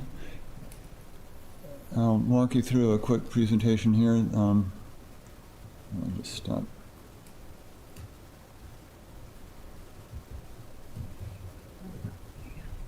Okay, for those in the audience who may not know where the project is, but watching TV tonight or in the future, the community center is at the far right of Bay State Commons, sort of at the end of Union Street. It's that entire building that's circled in red, and it's accompanied by parking spaces around it that are shown in this site plan. There are 85 dedicated parking spaces. What this drawing is showing is, as you'll get into the project a little bit deeper, trying to identify the scope of work that's going into the budget that we'll get to at the end of the presentation. So we're creating, there are 4 accessible parking spaces on the site. There's a plan to add 4 additional parking spaces. The sidewalk in front of the building needs repairs. There are some trip hazards in that. That's the yellow box area. There's a new walkway going in the back of the building for service. There's some repairs to the parking lot. And then the back side of the building, there's a new ramp that provides an accessible entry to the back of the building, which you'll see is a feature for polling spaces, for assembly spaces, for other access to the building to make it really multifunctional as a community center. This is the first floor plan of the community center. What's in white is what we're designated future space. What's in color is on this level is the senior center. It's more developed, but it's very similar to what you saw previously. The major difference is that the stair and elevator has been relocated. It's in a very good location, working upstairs, working structurally, working with some existing conditions, and it happens to be in a very good location to make the connection between the senior center, the second floor in the senior center, and that future space in the middle of the building, the white space. Additionally, we made the lounge larger as was requested.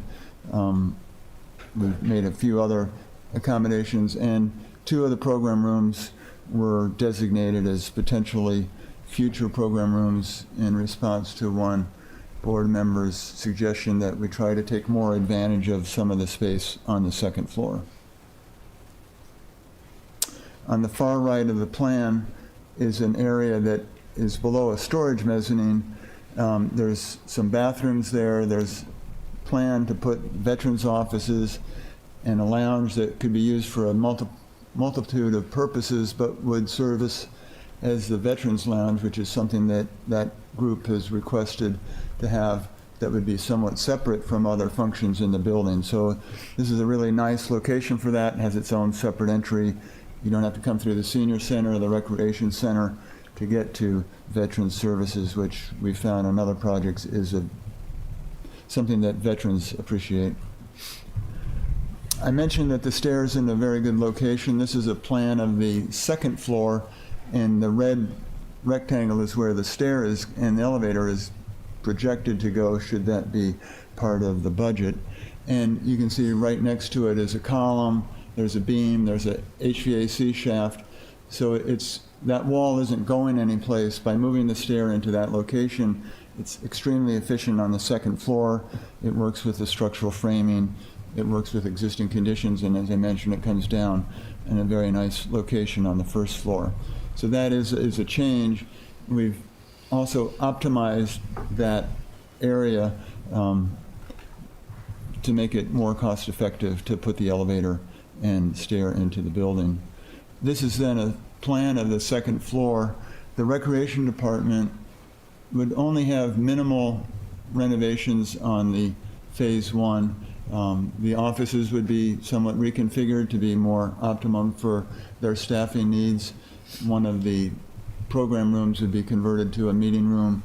We can make a few other adjustments, but it's mostly repairs, putting in hopefully a walking track, and potentially renovating the pool, which would give the recreation department some time to see how the space could be best used and what constituents in the community that are using this space might want for those future.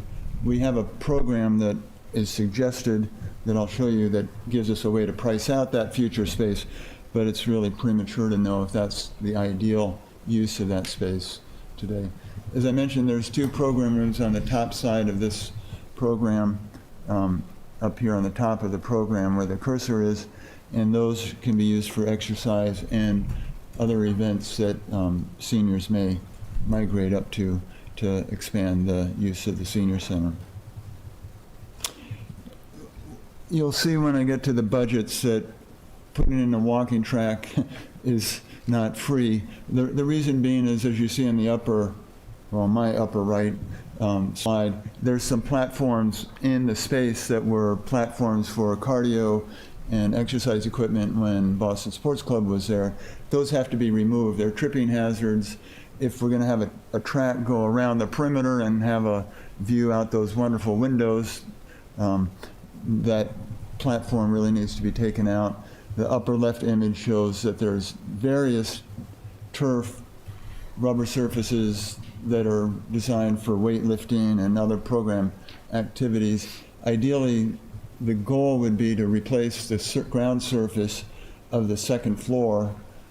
So there's good acoustical separation between the second floor and the first floor, but also that there's continuity. It's a little bit cleaner. You don't have the tripping hazards.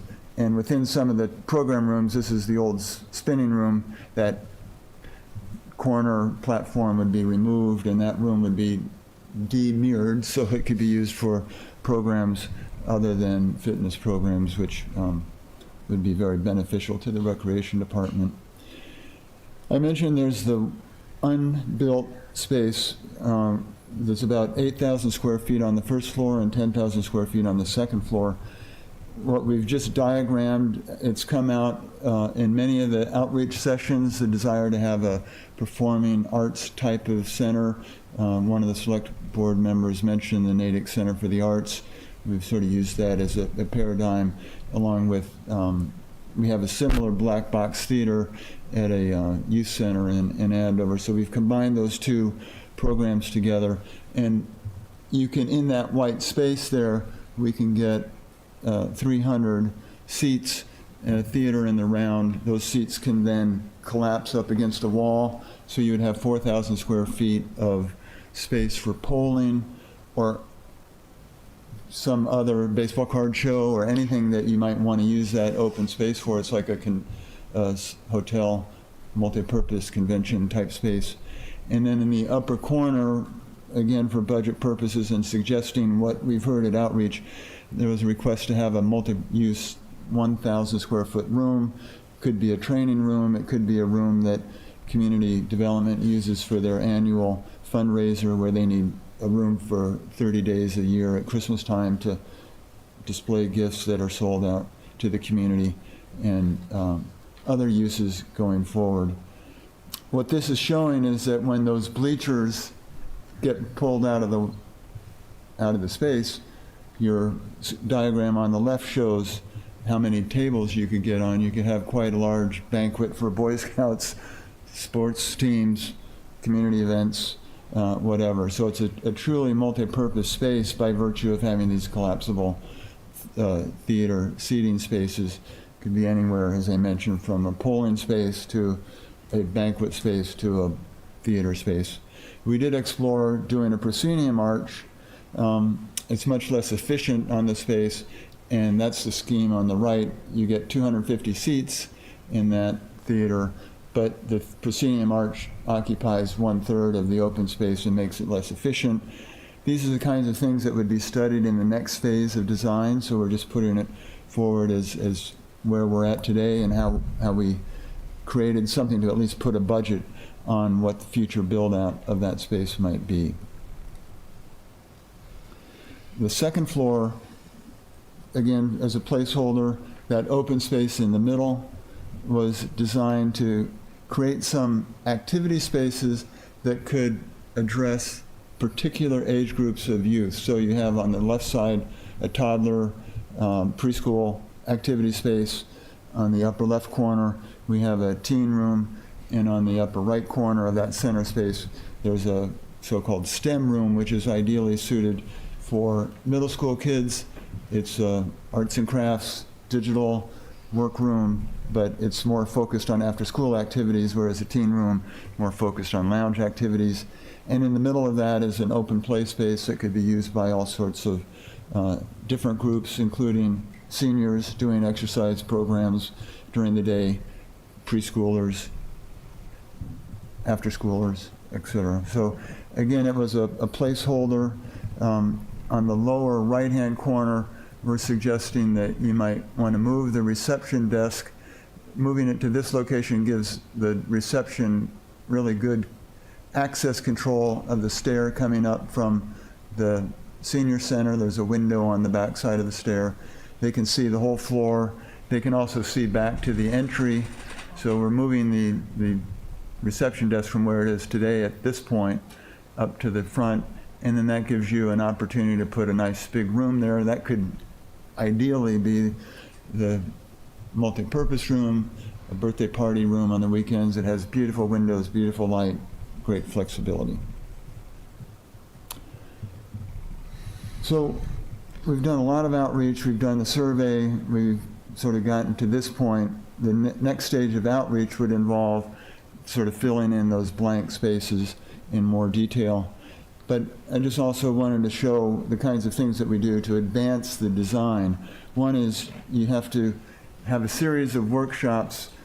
We were suggesting that we get into a real rhythm with the community on every 2 weeks, have a workshop that's open to staff, the community, the design team, and we address, 1, confirm the design, 2, begin the interior design program with what is this building really going to look like on the inside. 3, come back with concepts, finishes, and materials. 4, present furniture, audiovisual design presentations.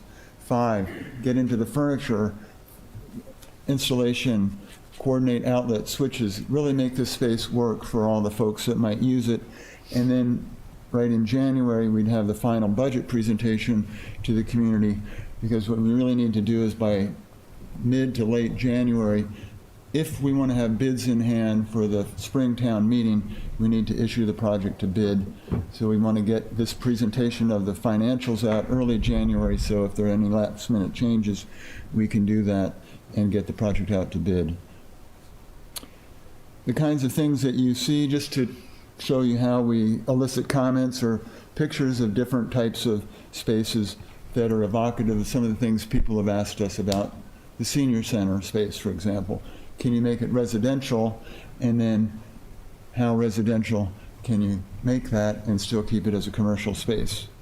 Those are discussion points. And then we develop, as I mentioned, that you take those vision ideas and put, what's the lighting scheme?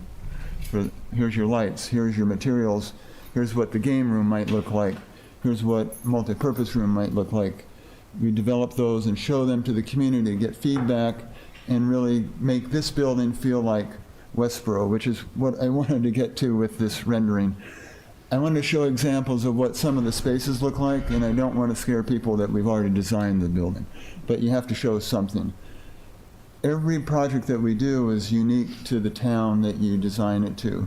I think the one thing that we've really learned over the last 10 years or so, though, is that interestingly, communities are not just looking at what we want to do today, but they're saying, let's build this for future generations because this space is going to last 50 or more years. So we don't want this to be something that's antiquated and looks like 2025 when those folks are using it in 2050. So that's really an effort that we all have to work on together. But just walking through the building a little bit, this is coming in the front door, your back's to the parking lot, the reception desk is on the right. We've opened up that lounge as folks had suggested. You can sign in with my senior center in front of you. The day's activities are straight in front of you on that screen. Bathrooms on the right. Multi-purpose room is on your left, down the hallway. There's a reception desk. Nice big queuing space. 200 people might be in that multi-purpose room. You need some lobby space. We have adequate lobby space. And that the lounge can be closed off from the lobby, but it can be also opened up so that if there's a really big event, the lounge can act as support space for the multi-purpose room. Because we have a multi-purpose room and you have a kitchen, that kitchen can open up to the common area and you can have a little grab-and-go cafe. Wonderful feature in many of our community centers. Marshfield's really taken this to another level, as has Andover. They sell sandwiches. They really have a little profit center that grows out of that feature, sharing the kitchen that's going to be there for the emergency management system. It's there for the multi-purpose room. Now it's there for grab and go, serving that the lounge on the other side of the corridor. The lounge, sort of shown contemporary furnishings, but a variety of spaces so you can play cards, you can have coffee, you can sit at a table around the fireplace and have a conversation. And last, this leads me to a conversation about the multi-purpose room. This is a subdividable multi-purpose room. It's almost exactly the same square footage as the existing room. We've gotten a lot of discussion about making it larger, but what we wanted to explain is that with that 4,000 square foot flexible room in your open space in the future, we don't want this room to be competing with the 4,000 square foot assembly room. So we've kept it at about 2,800 square feet. This is shown sort of typical seating, so there's plenty of room for wheelchairs to get through the thing. The seating can be made more dense. We can get up to 175 seats in that, which matches the seating in the existing center. I just wanted to get into the weeds a little bit because there's been a lot of discussion on it. The left column shows sort of day-to-day, the church is designed for day-to-day services. The synagogue is as well. On the high holidays, you do other accommodations to get more people in there. The center shows greater accommodation to get more tables at seating. It's a little bit tighter, still has plenty of room. That gets you 168 seats. If you wanted to get more seats in the room, we would have to move the storage area out of the multi-purpose room. That would get us up to 192 table seats. But then the storage room would move to this area here. And as a lot of folks who are on the operational side of the program explain, taking chairs and tables from that storage room all the way back to the multi-purpose room is just another difficulty of operations. So we'd really love to get the storage room for tables and chairs in that room. We're comfortable, but this is one of the design things that I mentioned in that first design meeting needs to be confirmed. And what the drawings on the lower right are just showing the table seating that's in the existing multi-purpose room at the senior center and the seating. We match the capacity of those two rooms today. The beauty of what you're getting today in the new plan is the billiard tables that are now on the side of the existing multi-purpose room have their own home in a separate 1,000 square foot activity space that's cards, billiards, ping pong, other games.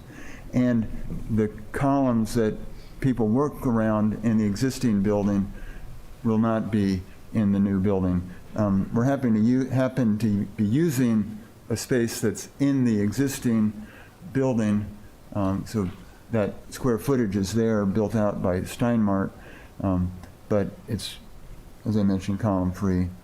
Okay, so what's the cost? In the past, we've expressed construction cost, which is what does it cost to have a general contractor come in and build the project? Materials, labor, bonding costs, insurance, general conditions, overhead profit, materials, etc. In addition to that, the town has its OPM fees, architects and engineers fees. It has to have a contingency because you may think of things in the future that we want to add to the project once construction starts. If that contingency isn't spent, you don't have to borrow the money to take it, but that wants to be made available for the project. There may be unforeseen things in the building that we're not aware of. There are testing costs. We know that there's some soil issues below grade in that site. If we put an elevator in, we need to have the soil characterized, and that's in this total project cost element. So all we've done today is to quantify the project as a total cost, which is the cost that you would have to fund at town meeting. And what we try to do is simplify this chart a little bit and say, well, what's the most important part of the project is getting the senior center in, getting the first floor, you have to demo parts of that to put the senior center in, and the space that you're not using still needs temporary life safety measures, emergency lighting, heating and cooling so the pipes don't freeze up. So the basis of that is a $10,450,000 total project cost project. I was asked at the last meeting, do we need an elevator and a stair? So I wanted to identify those two costs separately. This elevator is $670,000. The stair is $330,000. It's a lot of money, but you have to put a new structural opening in the floor. And for the elevator, as mentioned, you have to put an elevator pit in the building, and that elevator pit goes into some subsurface that is more expensive than a typical backyard because there used to be a factory on this site, so the soil's been somewhat compromised. The last thing is in the previous iteration, we hadn't committed to full HVAC replacement. I may have the town, I won't give credit to who brought the idea forward because I can't remember who it was, but they suggested that we work with Eversource on a rebate program. The team has done that, and Eversource had identified that we could replace the 24 rooftop units on the building for somewhere between $700,000 and $800,000. That's just the rooftop units. That's not the distribution within the building. And that if you did that, that would generate a rebate of approximately $500,000. So it would be a net cost to the community of $300,000. So it makes sense to do that, take advantage of that program. It makes the building more efficient. We would like to get that done as soon as possible. It could be done as part of the construction. Ideally, it would be done prior to the construction, but that amount needs to be funded because that money is a rebate, not a grant. And what that phase one project cost would be $11,750,000. You'll note that I don't have the roof replacement in there. A couple reasons why. We know that there's another 5 years left on the roof. Given the cost, it seemed to make sense to defer the roof replacement cost. But even more, by the time you add 24 rooftop units and lift those onto the building, the roof's going to take a little bit of a beating. So we don't want to put a new roof on the building, replace all the units. What we want to do is replace all the units with the old roof on it, patch that old roof, get as much use out of it, and then replace it in the future. So it's a little change in plan. And then project two, I know this slide gets a little bit more complicated, but it builds out the second floor space. So in all those improvements, the walking track, the unprogrammed space, on the first floor, it builds out the veterans office, the back of house, the mezzanine storage storage is something we keep hearing. There's 2,000 square feet of storage now on that mezzanine when we build that out. And then that meeting room, assembly space, polling location, training room, and lobby, that's not an insignificant cost, but it's a $3.67 million project. And then finally, should you want to build out the last 2 senior center rooms, that could be in this future phase. We are thinking that perhaps these next 4 categories of work could be considered capital improvement. They're sort of building maintenance, building renovation. They don't necessarily have to be done under all under a bid situation. For example, the parking lot improvements, the sidewalk improvements, could that be done through the DPW, through an on-call contract or some other source? We've put in the full amount for that, but if it was done through a town department or done as part of a capital plan, you wouldn't have all the markups and fees and other costs, so that part could come down. Same with the swimming pool renovation. We could help the community do that as a repair project. It doesn't have to be part of this project, and it could be done at any time in the future. Same for the roof and the EV charging stations.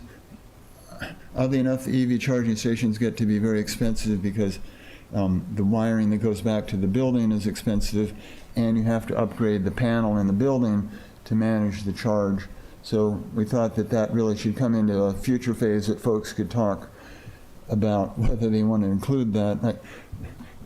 We're finding they're so expensive. We often say, well, there's no gas tank in front of the building for people that drive hybrids to fill up their gas tank. So maybe this EV parking needs to be done in a bit of a different way, because it is really strapping communities, other than if you can get a grant, and there are grants available for that.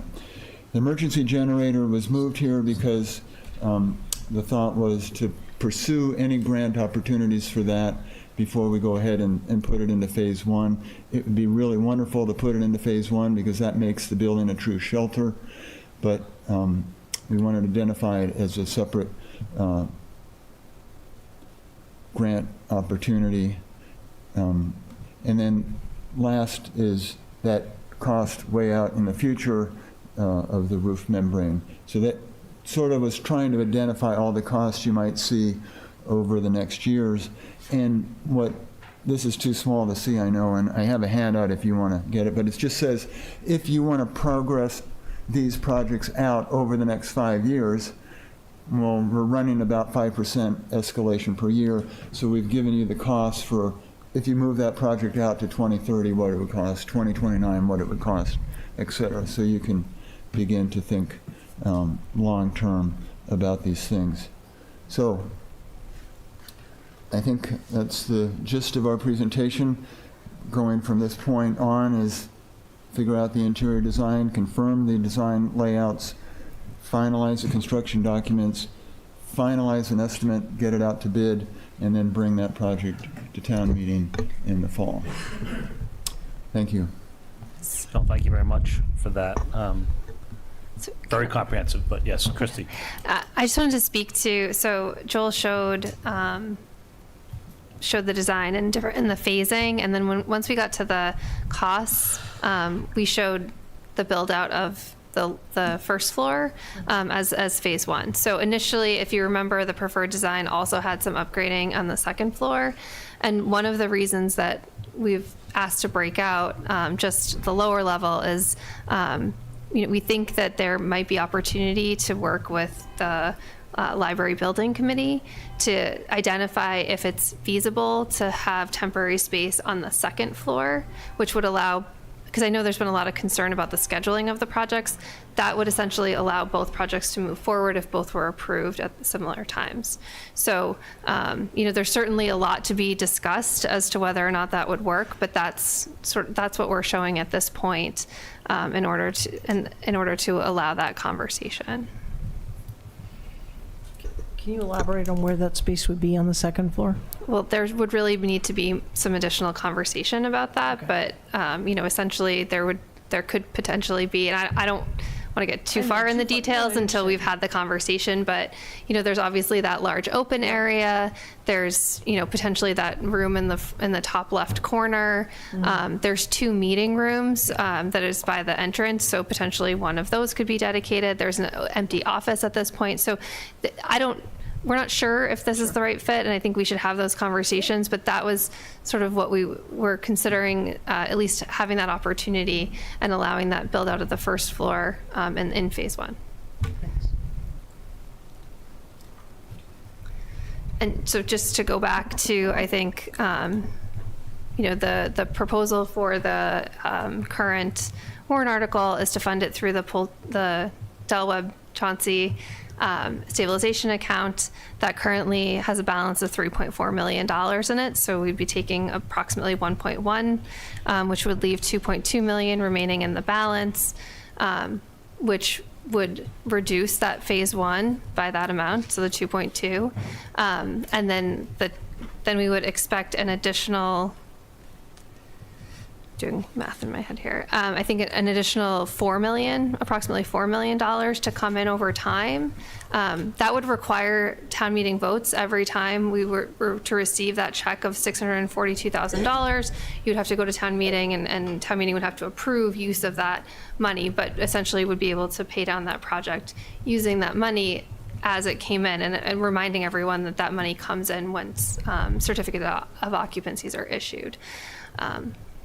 And then once the senior center were to move over, the other funding source we've talked about is the sale of the senior center, the current senior center, and then use of those funds to fund either, to pay down the bond on the lower level, or put funding towards phase 2. But I think one really important point, which Joel did a really great job explaining, are those sort of capital projects. I think that we do see those as things that would routinely move into the capital plan. And so we would anticipate that the recreation department, in collaboration with the senior center, would bring those forward in this upcoming capital planning process to put those into the next capital budget, as well as upcoming capital budgets, to be able to address those needs through our typical program. Well, just folks know that is typically funded through free cash at those levels, so that would be something that would not, again, go to the taxpayer, would not go through a borrow, but going through that program. And how we typically fund those capital projects in that plan is through an allotment of free cash. So again, cutting down that overall cost. That's why I do like the way it was all broken out. I like the phases. I like the idea of the capital projects. It's a better way to kind of frame it. The pool's a good example, because if you take the pool out of it, it really just needs repairs. You could have an RFP go out to pool contractors to do the repairs. Very simple request for proposal. You're not paying the general contractor's overhead, profit management, and there's no reason to have a GC on what's needed for that particular pool. So you save some money. Great. Anything else, Christy, or before I turn over to the board for any questions? Yep. Any questions from the board? Couple. Thank you, Joel. This is great. Very exciting. Thanks to everyone who was involved behind the scenes to get us to this point. Let me just get oriented to my notes here.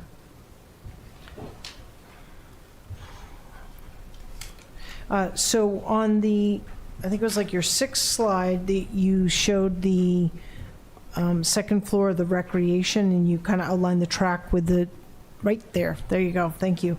So it's noted here that that's a phase 1, but in the budget, it's phase 2. Can you clarify that, please? That's what I was just saying, is that even though it was proposed as having the preferred design, having the renovation of the lower level with some additional modifications to the upper level, because of this conversation that we want to have about the library, and also looking at sort of our funding sources, we've sort of adjusted what phase 1 would look like versus phase 2. Okay, thank you. I wasn't making that connection. Thank you very much. All right. And again, just because people will see these slides at some point, on that same slide, in the tiny little red box there by the pool, that's identified as phase 1, but again, that goes to the capital point you just made, right? The cap, Yeah. okay. Yeah. I just want to make sure I'm It's a following. good point, though. I mean, we can certainly put some narrative when we post these so that Yeah. people can Maybe sort of green for follow free along. cash or something. I don't know. I don't know. Okay.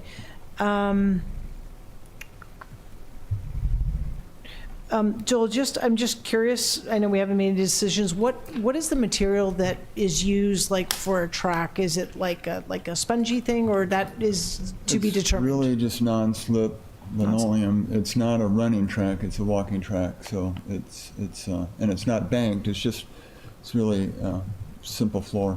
Okay, thanks. If I can just add to the Yeah. the comment about how hard people are working. The reason those notes aren't fixed is they got the presentation Friday night so they could look at it over the weekend. Sure. Then we had a meeting yesterday. Yeah, no We made the worries. changes today. No worries. I know, and what, So we got an updated they've email done a lot versus of what work. was in our Yes. packet, so that's fine. No, totally fine. And then if you could go back to the showing kind of the build-out of whatever you called the black box, that was Yep. a new term for me. So you're saying that space with all the bleachers collapsed would be 4,000 square feet of available use? Did I get that correctly? That's correct. Okay. Not counting that breakout program room in the back. So it's 4,000 plus the 1,000 in the back for the program space. And then that also doesn't count the lobby, theater concessions, storage. That's just the pure auditorium Yep, polling space. okay, thank you. And the idea of having the gallery is that it gives you queuing space for if you do have a polling station, you can have multiple stations in there and you can queue, Okay. sign into your precinct in the lobby and then go in and do your voting. Okay, great.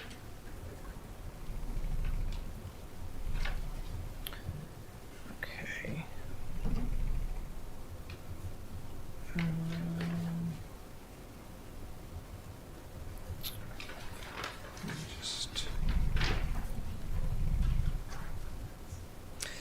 Could you go to the multipurpose room seating configurations? I apologize Multipurpose room because I seating, yeah. didn't bring my glasses, so need you to help be my eyes here. Okay, so just so I'm understanding, the configurations lined up on the left show 6-seated, 4.5-foot tables, and so you're just showing 8-seat, 5-foot tables as a comparison. And the comparison is there because staff like the smaller tables are easier to set up and sit down, but people also like the 8-seat tables, so it's the kind of thing that we have to discuss with Okay. the next phase. Yeah. And just, again, just so we're clear, we're not proposing that we have 6 and 8-foot tables. This is just for No. configuration, just showing kind of how it would work spacing. Yeah, and Okay. the question too had come up from someone that if you did smaller tables, could you get more seats in? Yep. No, the most efficient's the big table. Okay, and I know that it's been talked about a lot in this particular space. I don't see it depicted because the gray box is storage, right? Is on That's the right, correct. my right-hand side. So I don't see a space for like a performer, a speaker, other than lecture seating. I see that on the far right. Yeah. So I would just point that out because I think that that's going to get highlighted very quickly. We've gotten 2 comments on that. One asking for a 12-inch raised stage and one asking for no raised stage. So it's something that has to be Okay. developed. Very often we do a portable stage Sure. because people can't decide, but it's, Understood. I've been in all I those know, conversations yeah. you have. I'm pointing it out because it will be asked, and so that would affect the number of seats in the room because you're going to make room for the stage. We don't have to discuss that now. But just to that point, I think the piece that was really helpful to me was because of the comments that I've heard is, hey, this is much smaller than we have. I think what you've shown, and with showing what they have currently, that the seating is kind of the same, and it looks like it would be the same with the speaker either way. So from a spacing perspective, it's pretty much the same as what they have today, which was the concern we were getting, that it was too small compared to what they have today. It's the same without the columns. And without tables. And without the full table disruption, without some of the seating sort of being off to the side and not really part of the overall space. So okay, I guess if I turn, I can see it, because I can't, okay. So So- 168 for the larger tables and 120. 6 Okay. for the small tables. But if you look at the top center with the 168, and you compare it to the top on the right, which is 175 seats, Yep. that 175 seats includes those Those five, side, yep. those 20 seats off to the side, which have blocked visibility and Yep. are really Yeah, you're separate and not generally used as part of the big programs. Yep, no, in there. understood. So Yep, yep. it's comparable seating in a space much more conducive for the various uses. And the other point I was trying to make is for the seniors that are concerned about the size, it may not be there today, but there's plans for a larger Right. space. 4,000 square feet. Without Right, having I to go mean, outside. Fully understanding you got that other big space. No, that's great. And I really appreciate the room comparison. I know that's been talked about, so that next slide, I just want to thank you for that. I know we'll talk about this in greater detail when we get to that point, we get funding at town meeting, but I certainly want to understand the feasibility, I guess, what you're saying, because you're proposing it, that we could add another elevator given the soil composition there, and because we'd be breaking through ground there. So I guess it's been factored in that we actually could do that? We can do that, and we've factored in that the worst LSP case, and that the everything soil else. needs to be removed off-site to a Okay, compatible landfill. okay, great. All right, thank you. So if they didn't need that, you wouldn't have to spend the money and it wouldn't be bonded. Sure. I think I look forward to some further discussion. I heard what you said about the roof and the HVAC units and in the 5 years left on the roof. Certainly want to appreciate that. We all know how expensive roofs are. It seems a little backwards to me. I understood your explanation, but you don't have to go over that again. It just seems like you're going to do a roof, you put the roof on, and then you add the new units. But I'm not in your profession, and I'm not an engineer, so I'll take you at your word, and we get 5 more years out You of it. drop the pallet on the roof, Yeah. potential to damage the roof. Yeah. Well, I guess, yes. Can I just add Yeah. to the elevator issue? Yeah. In the budget that's presented to the town, we put in the cost for an environmental and a geotechnical engineer to make the determination on the soil before the contractor's there. So you'll know in advance, and then you don't have to guess during construction, and it won't slow down. And that would be construction. part of this first process. It would be part of the next, it would be Yeah. part of the process between funding in October. Yes. And when you go out to bid. Okay. So that you know that. Yeah, and this is a good opportunity to just say that the total cost because of the addition in the warrant, it's about $10,700 more than what's in the warrant because of the additional with the geotechnical. So I think, Soil sensitivity requirements. So we'll certainly speak to the moderator about that, but I think that's within the requirements Okay. typically. Okay. 1%. Yeah. Okay. I think that's it. I appreciate the board's patience while I went through my questions. Thank you, Joel, very much. Thank you. Other comments or questions? Sean? Yeah, just a couple. Thank you very much. This looks terrific. Confirming, so the original Phase 2 of the stage that was proposed, the stage was actually up like a foot or so, right? In the proposal with the black box theater, that is on the ground. It That's creates no correct, yeah. additional. That's why you can open up that space Yeah. easily. Okay. And that matched the model of the Natick project that we've heard a couple of comments about, which is a nice. Yeah. No, yeah, it looks Project. good. Looks good. Second, sort of all the Phase 2 proposals, like the black box theater and all those things, at this point, just confirming, at this point, they're sort of conceptual for thought, and, we are continually, and you talked about it, continually getting feedback still. It's really Phase 1 that's much more solid. And, That's correct. Okay. And in the next design phase, we said you don't really want to do working construction drawings for those future spaces because that might change. So all we suggested was you take the next step of design for those open spaces so that we're sure we have enough power, light, the infrastructure is there to handle the potential future needs, but you're not necessarily committed to that. Okay, thank you. Can I just say, so I just think that's an important, because I know that came up at the finance committee meeting, like what exactly is the 1.1 million for? And so I know Joel said it, but I just want to say it again. So, and please jump in if I'm saying it wrong, but that it would take us to bid documents for that phase 1, and it would further develop the design for phase 2. So, and then a question, and hey, Christie, this may be for you or other members here. So, the select board has been working through this process to come to this initial design. At some point, we then pass this to the municipal building committee for their assistance. Does that start to happen with schematic design, or? So Joel's going to do the same presentation for the municipal building committee on October 17th. So that meeting is at 8 a.m. Excuse me, on October 17th. I think what we're talking about is very quickly moving for phase 1 of this project to the municipal building committee. I believe the board would continue to want to work on that design development of phase 2.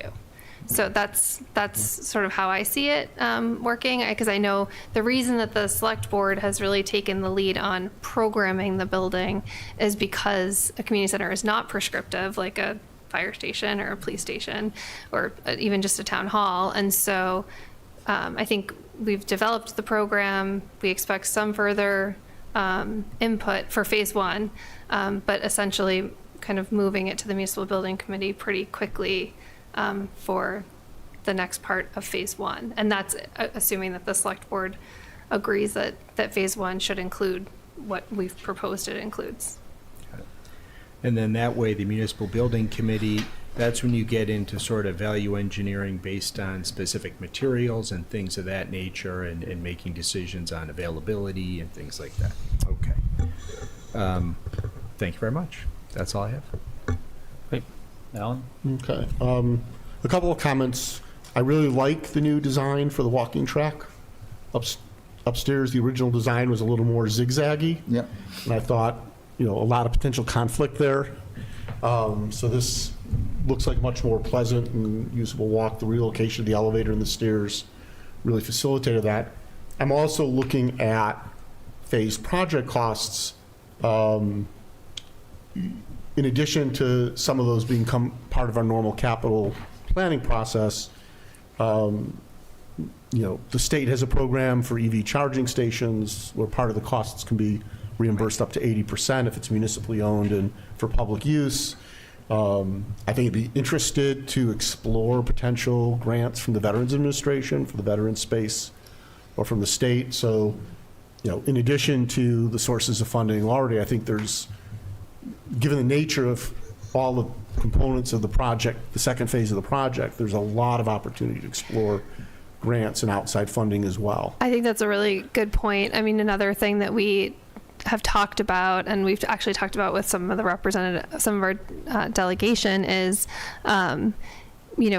possible economic development grants, because the theater, for example, will bring many people into the plaza, and is there an opportunity there? So I think that you've hit on exactly what that conversation is, which is that there's a lot of things in phase 2 that we could potentially identify grants for.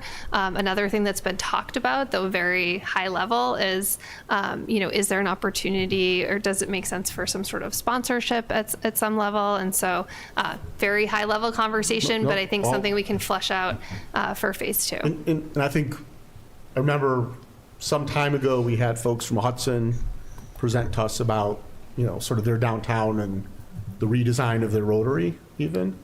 And what stuck out to me is that they did all that road work without MassDOT money. It was Mass Econ, that it was economic development. And by looking at alternate sources of funding and getting creative that way, they were able to leverage it. I think it would be beneficial as we move forward for representatives of the Affordable Housing Trust to talk with the town manager about long-term plan, knowing that the stabilization fund from Pulte, that $9 million is for affordable housing, and at this point, none of our current active programs would need to tap those funds, but we do see the joint project with the Housing Authority. In our minds, we were thinking the tail end of that $9 million, the timing might be right, particularly if we needed housing work matching money for grants. And so just some expectations there. I'm not saying we need the money, but just have some, or that we expect to ask for it, but it's a possibility in the future. So just an understanding there, for the balance of the use of that stabilization fund. Mm-hmm. And just so that there's coordination and knowledge. So Anything else? that's it. Patrick? Anything? Sorry, coming up mute, so Yeah. an echo again. Yeah. Are you able to hear me? Yes. Yes. Okay, so thank you, Jolan. A question about the upstairs track area. In one of the diagrams, you showed that there was that build-out area in the center of the track area. I'm just concerned what your thoughts are in regards to natural lighting in that area to make sure that as much natural lighting is passing through. I'm just kind of visualizing when I see that walls to the ceiling. So has there been any discussions about how to maintain as much maximum natural light coming off the front of the building through that space? Yeah, so the idea was that the side wall that faces the existing windows would be a glass wall, so that you'd get the natural light coming in, hit the track, and then hit these rooms, the toddler room and the teen room. The STEM room has glass, but it doesn't have any natural light. But the reason we put it at that corner was that would be like makerspace, a lot of digital equipment, a lot of computer stuff, the STEM activities. Those really work great without natural light. So we tried to put those activities in that corner that doesn't have the natural light. The other two spaces get the borrowed light.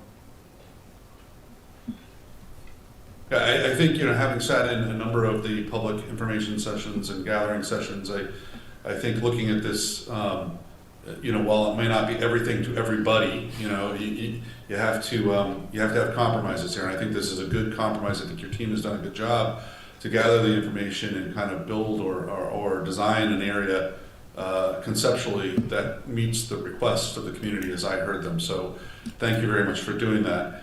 I would just say, one question to you all is, was there any conversation about further phasing? And what I mean by that is, to me, when you look at that first floor space, you've got the senior center space, you've got that space in the middle that we've called, phase 2, as well as some of the spaces upstairs. But naturally, the veterans area is also kind of a space unto its own. And understanding the sensitivities in the town on town budget and spending right now and the increases in taxes that we're forecasting, I'm just curious, was there any discussion about phasing or giving phase A and B, or 1A, 1B between the veteran space, the senior space, and that that larger open space in the middle? Actually, Patrick, if you go to the slide with the I'm sorry, I haven't been able to see everything that's been presented, so it's okay. I'm just going to answer. So that whole back veteran space has actually been recommended on the cost sides for phase 2. Okay. Yeah. Thank you. And I think to that point, though, phase 2, it could be. I think we talked, some of the things can be pulled out of that, so I think there's flexibility there too.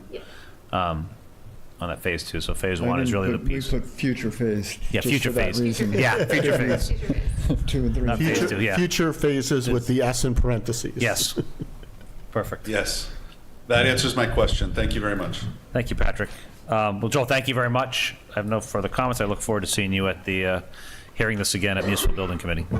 Can I just ask a question on No. the, thank you. On the suggestion that this would transition into the municipal building committee kind of for this phase one, I kind of conceptually understand that. I just want to raise a question that I think we need to raise at some point with the municipal building committee, and that is capacity. A volunteer board, big project in terms of the golf club committee, golf club building. This is a massive project. And I just really am worried about capacity. Obviously, we want to see how that staging of all those projects comes forward, but that would be a question I would just want to better understand before we make a commitment to that. So we'll certainly have to have a conversation about what point makes sense to transition it, but the way we've always talked about it with the municipal building committee is that it would come under them at some point. I actually don't think it's any different than previously when we were doing the fire station and the town hall at the same time, and then the town hall and the Forbes building. So I do think that 2 projects is reasonable because we've seen it before. Also, the members of the municipal building committee do have backgrounds in this. Many of them do have backgrounds in construction, which I think is helpful as we move away from programming and more into that construction phase. So, but I do think that this board will have to have that conversation more specifically. Great. Anything else? Great. Well, thank you again. Appreciate it. Okay, next on the agenda is moving into the special town meeting warrant, including discussions and presentations. Chris, I'll turn to you for a minute, but I know we do have folks here for the tax increment financing piece. But Yep, so I think we have Lester Hensley here who is going to present on the tax increment finance agreement, so I think we can start with him. Perfect.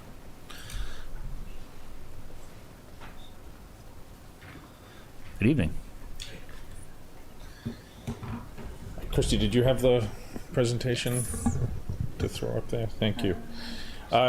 Good evening, Lester Hensley, 39 Arch Street. Want to thank the Select Board for the opportunity to present Article 19 to you. I know you've considered it. I understand have already voted in favor of supporting the article on town meeting.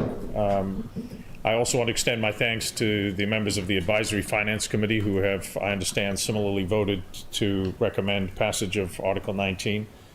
But this is an opportunity to present for members of the public who plan to attend town meeting, and I implore you to attend town meeting and stick around till the end at Article 19 to explain a bit the benefits of this article to the town and also to my company, MSEAL. So I think it's fair to say that most people who do know me and Jody from around town as a result of our involvement in various elected, volunteer, and appointed positions in the town. My time included time on the Planning Board, the Economic Development Committee.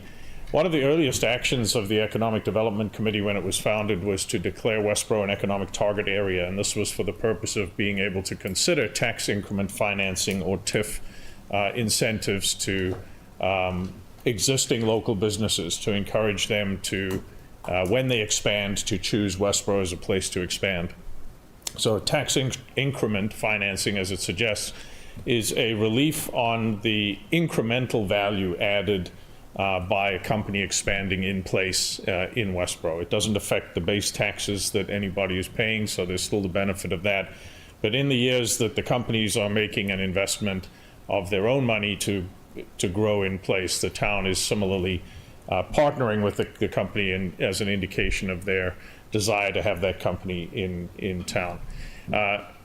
Perhaps even more importantly, the local TIF provides a linkage to access for businesses to state economic development incentive financing. And actually, as a consequence just of the Select Board's willingness even to consider this on behalf of the town, pleased to say that we have been favorably considered by the state for additional economic development assistance. It's provisionally approved, so in order to benefit from that monies from the state, which we will invest in Westborough, we need an affirmative vote on this article at town meeting. So If we could go to the next slide, I'd like to give you a little bit of the history. Not on this timeline is the arrival of the Hensleys from South Africa in 1979, which means that along with some of my fellow select board members, I went through the high school and graduated from Westborough High, then through UMass, where I met my wife Jody, and Jody and I decided to raise our family here in Westborough. But in 1990, my father and I moved MCL from Connecticut to Westborough to 800 square feet in Gary Truhl's building on 108 Mill Street, and expanded in various stages over the years. Eventually, in 2017, we sold the business to Sika Corporation. Sika is a global specialty chemicals company based in Switzerland. They operate in 100 countries. They have a U.S. headquarters here in Lyndhurst, New Jersey, and operate 40 manufacturing facilities all over the country. And so they understand the different costs of doing business in various states, and they were not so certain that Westborough, Massachusetts was the best place for this next expansion for the company. So it was up to me to persuade them that this is the right place to do this, and as a consequence drew on all of the state connections that I learned about through my time on the Economic Development Committee, Mass Office of Business Development, the 495 Collaborative, and I must say our town staff have been amazing. Christy Williams, town manager, Fred Leonardo, community development director, Jonathan Steinberg, our chief assessor, all moved very much at the pace of business to get us to the point that we're here.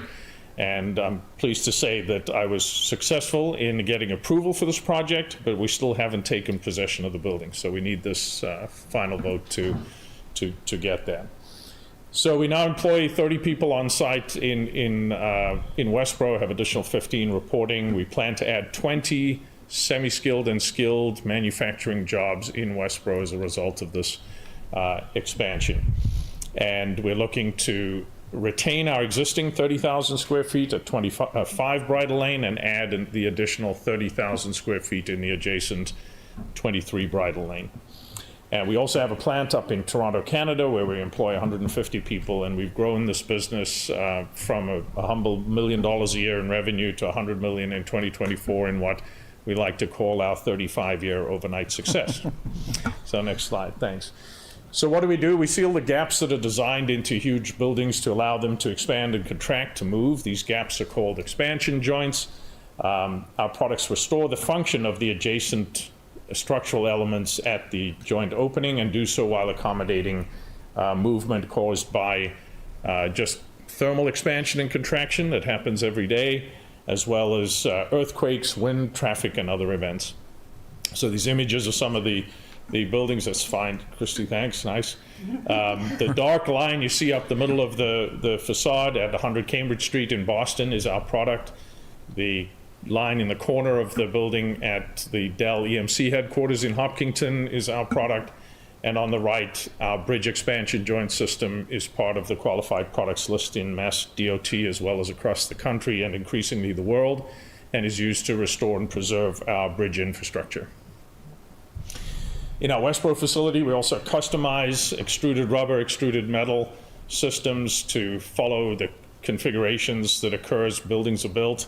And on the right is an example of an airport expansion joint. This is a result of the recent acquisition of a competitor and the relocation of some of that business from Buffalo, New York, here to Westborough that is driving our desire to expand in place.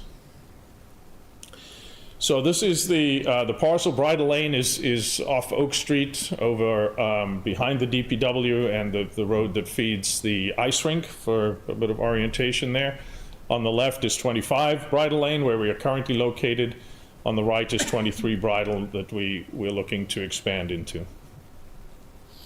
And with this expansion, we will expand our roof and parking expansion joint business in 25 Bridle, and we will move our interior expansion joint business into 23 and add a new production line. So this production line is actually motivated by the Build America, Buy America Act that requires all products used on federally funded projects to be fully manufactured in the U.S., and we will be doing that to continue to be able to supply transportation projects and that sort of thing. Okay? So I think we can skip over to a few slides. We'll be using the space very similarly to what was there before. The former tenant, you can go to the next slide, Christy, thank you. Except that we'll be adding on the left side a dedicated training center, and one more slide and we'll end there. We'll go through the whole thing. We'll be adding to the second floor, we'll be opening up the, adding windows into the space, and similarly to Patrick's point about bringing light in, we change all the doors out, so we bring interior light into the building. So the investment we will make will improve the existing structures, both the infrastructure as well as the aesthetics of the buildings, and we'll invest in considerable CapEx to add our new production line and add the 20 jobs. So that is what we're asking for, what we'll be doing, and the TIF will demonstrate Westborough's commitment to this expansion in town. And with a favorable vote on Article 19, we'll be able to access state funds to additionally support continuing to invest in manufacturing in Massachusetts. Great. Thank you, Lester. Questions from the board?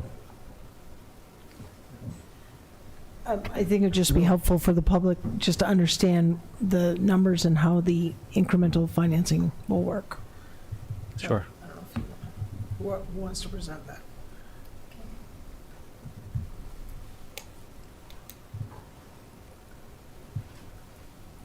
I think it's fair to say, and Lester, correct me if I'm wrong, well, Christy's looking that up, that the town piece is the smaller portion, but it allows the access to the larger portion, which is the state funding. Very much so, yeah. So this is the valuation worksheet that was created by John Steinberg. And so as you can see, it's set up similar to other TIFs that have been approved.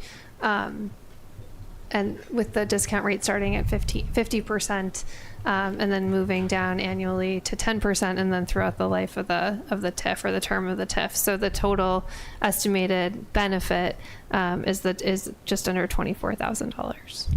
Over the 15 years of the over the 15 TIF. years. Yep. Yep.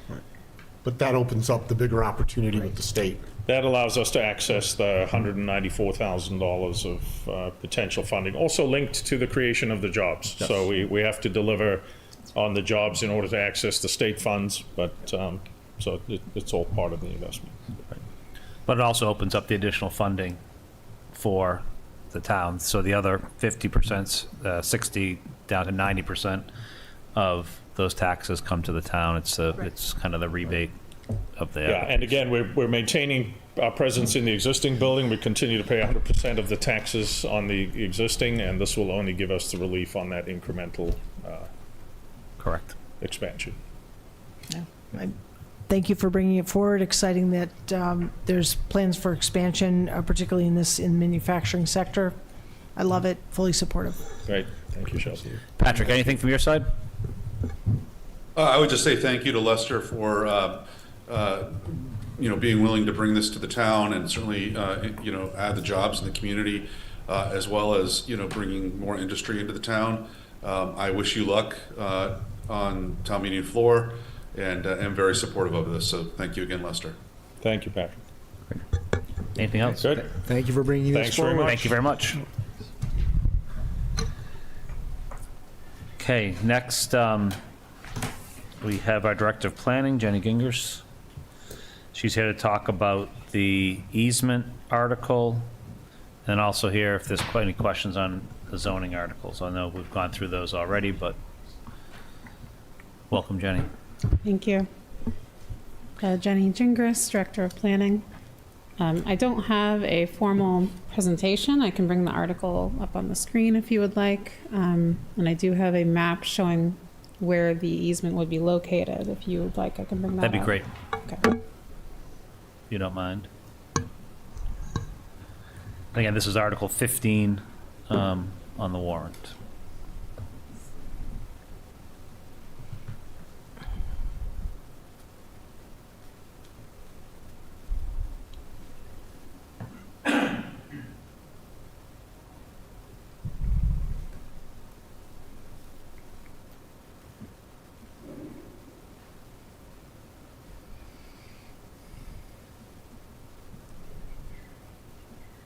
still pretty small. I can zoom in a little more.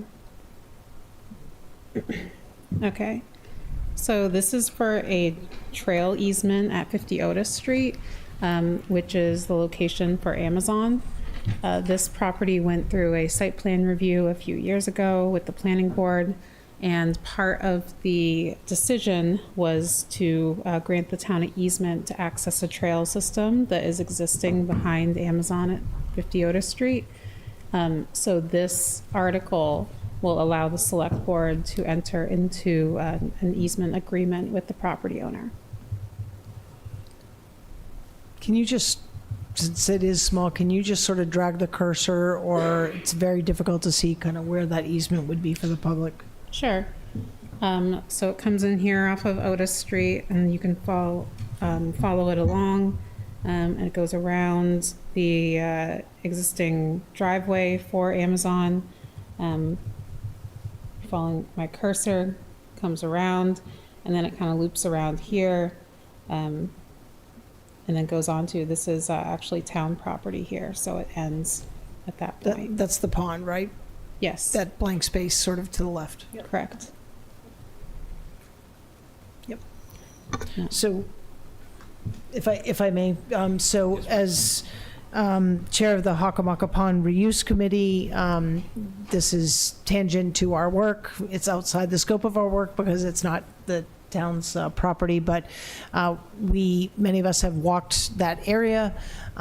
Beautiful in terms of wildlife that's over there, and actually, in comparison to the town side, these trails are actually they're still reasonably intact trails, I guess. I'll say, like, you can actually say, like, oh, this is a trail versus I'm going to blaze a trail. So I think I'm very supportive of this initiative because for passive recreation purposes, I think it aligns with many of our goals. And just for clarity, this is not related to the B-wall. This is related to this larger parcel that at some point we may be able to develop, that being Hockomock. Correct. The B-wall will go along Otis Street, so you could take the B-wall and then go off the trail and travel this area, but it is not considered part of the B-wall. Right. And again, these are walking, like, rough trails. They're not they're not paved kind of trails, just for clarification. There's no plans to pave it right? at this point. Okay.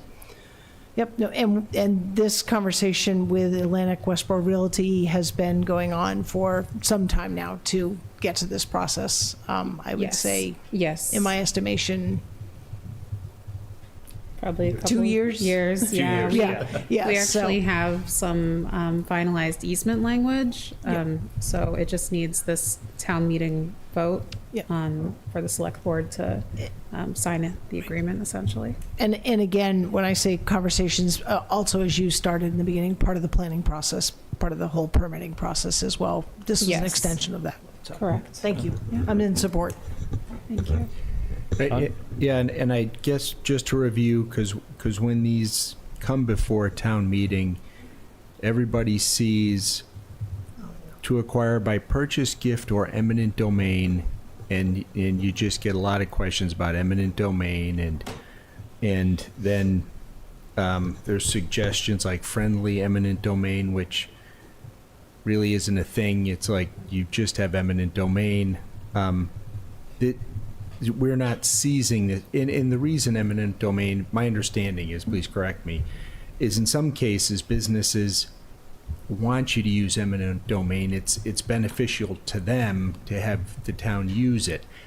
My guess is we're not using it in this case. It's more of just a... Yes, this is an easement. It will not be by eminent domain. The reason that we would usually keep in eminent domain is if there's a mortgage tied to the property. It is very difficult to get the lender to sign off on an easement compared to just taking it by eminent domain. You're taking the easement. In this case, this will definitely be an easement.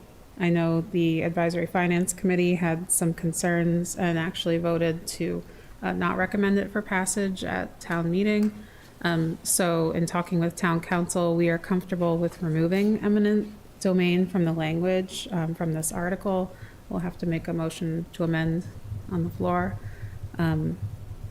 But for future easements or in thinking about the Walt Trail, we will have to consider eminent domain as part of it. The risk is to the town if the property was ever to be foreclosed on and we have an easement as opposed to eminent domain, we're at risk for not being able to keep that easement. Got it. Thank you. Other questions? Nope. Patrick? Okay.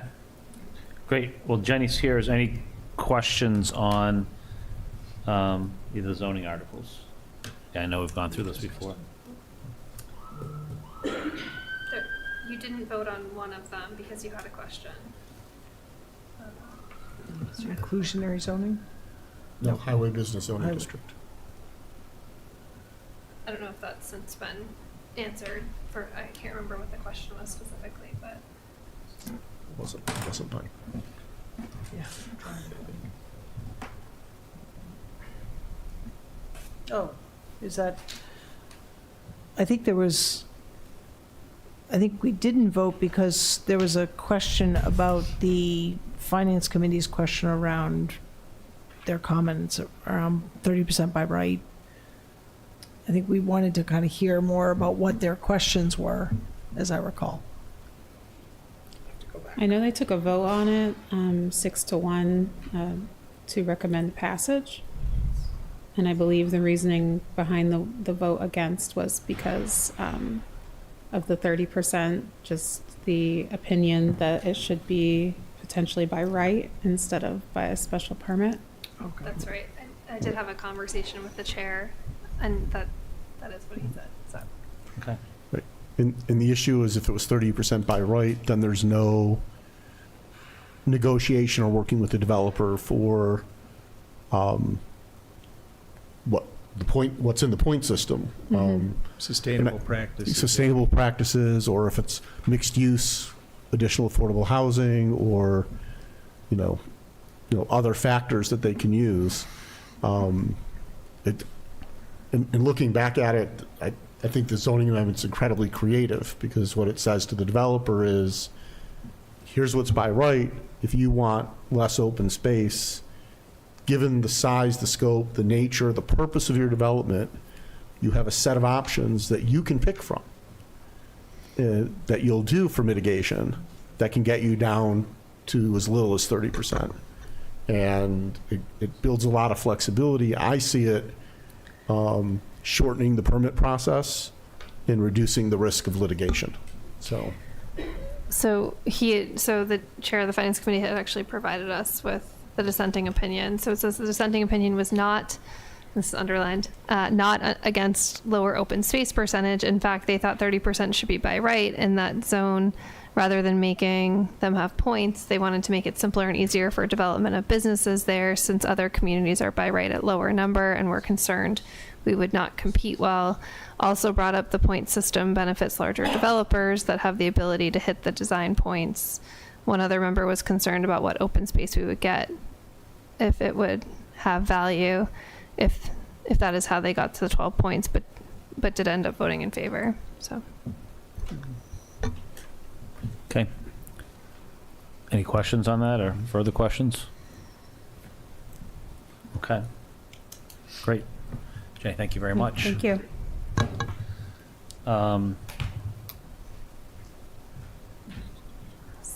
So you have. Oh, sure. Go ahead. I think the other piece was the golf club building. Yep. So the board did vote in support of that article. I think just wanting to raise that, we're having further discussions about, I think there was a lot of discussion at the last meeting. And so just wanted to sort of try to simplify again that this next, even though you already voted in support of it, that the request for funding is really to be able to flesh out future design and what the enterprise fund could afford. We have had further conversation. I think the Municipal Building Committee on the 17th will have further conversation about that. So the Finance Committee has not voted on that article yet. Excuse me. Yeah, I think there is more to come, and I think it goes back to the comments that made all along of this being something that does not affect the taxpayers, and the question is, and Sean, I think valid last time, is at a price tag that we've seen so far, is that even feasible to do what is said at that price and get someone to pay it? So I think it's really looking at, discussion what is possible, but I still think it's a stage to get to, but it could be a very different concept as well that comes out. But it's still with the same premise that we have a lot of building projects going on, and this one should not be one that impacts the taxpayers. And we've got to commit something to it in order to get to that next phase. Correct. And it's really as simple as that. Yep. And just real quick, if I can, Ian. Yep. So, Christie, am I correct in my memory that we're going to amend the article on town floor to clarify the point about the building improvements language? Nope, you made that change when you closed the warrant, so it's in the So article. that's already, I still have version 5, so I apologize. I didn't see the latest version. Okay, that's fine. It's in version 6 then, or the final version. Yep, that one, the one in your packet is the final version. Okay, thank you. Great. Any other questions? Anything else? I think you just have the 5 articles that are. Yep, to vote.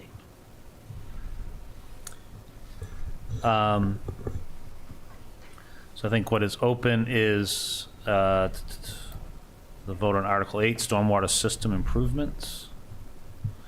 Any comments or questions on? Yeah, I think our original on that one was that we're getting the final number, I guess, closer to. So we're going to wait on that one. Right. Yep. So that'll be basically the response to the Finance Committee will be that our vote will be on town meeting floor. And I think that's what they are doing as well. Okay. Show me the other 4. If you'd like to. I move to support Articles 9, 15, 18, and 19 on the 2024 special town meeting warrant. Second. Did we already support 19? Nope, Okay, all right, not for this purpose. got it. Great. Any discussion or questions on that? Oh, Shelby. Second. Shelby seconded it. Okay, roll call vote. Patrick? Welch, yes? Edinburgh, yes. Marshall, yes. Keo, yes. Johnson, yes. So that was unanimous 5-0. 5 being present. And that will get along to the So sorry, my Finance Committee. audio broke up for a second. Real quick, Ian, the only one that's left here is the stormwater for vote on the floor. Correct. Okay, just, thank you. Okay. Thank you for that. Next on the agenda is calendar year 2025 meeting dates. Christie? Sure. So I've been talking to Patrick about the rest of the calendar year, and the way that the board's meeting schedule always is the second and fourth Tuesday.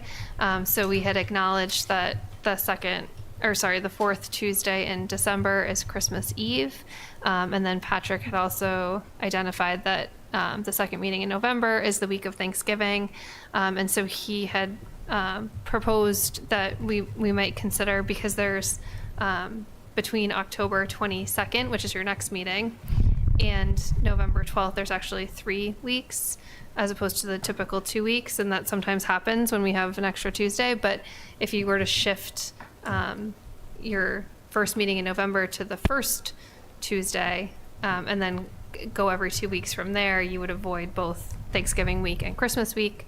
The only thing I put in your packet that I wanted to identify for you is that the first and third Tuesdays are the planning board regular meeting schedule. And the 5th is election day, right? The 5th is election day, which is my biggest concern. I mean, I'll have voted. I mean, I'm sure we'll all vote here, but I don't know how I feel about having a meeting on a night that's very consequential for things larger than here in Westborough.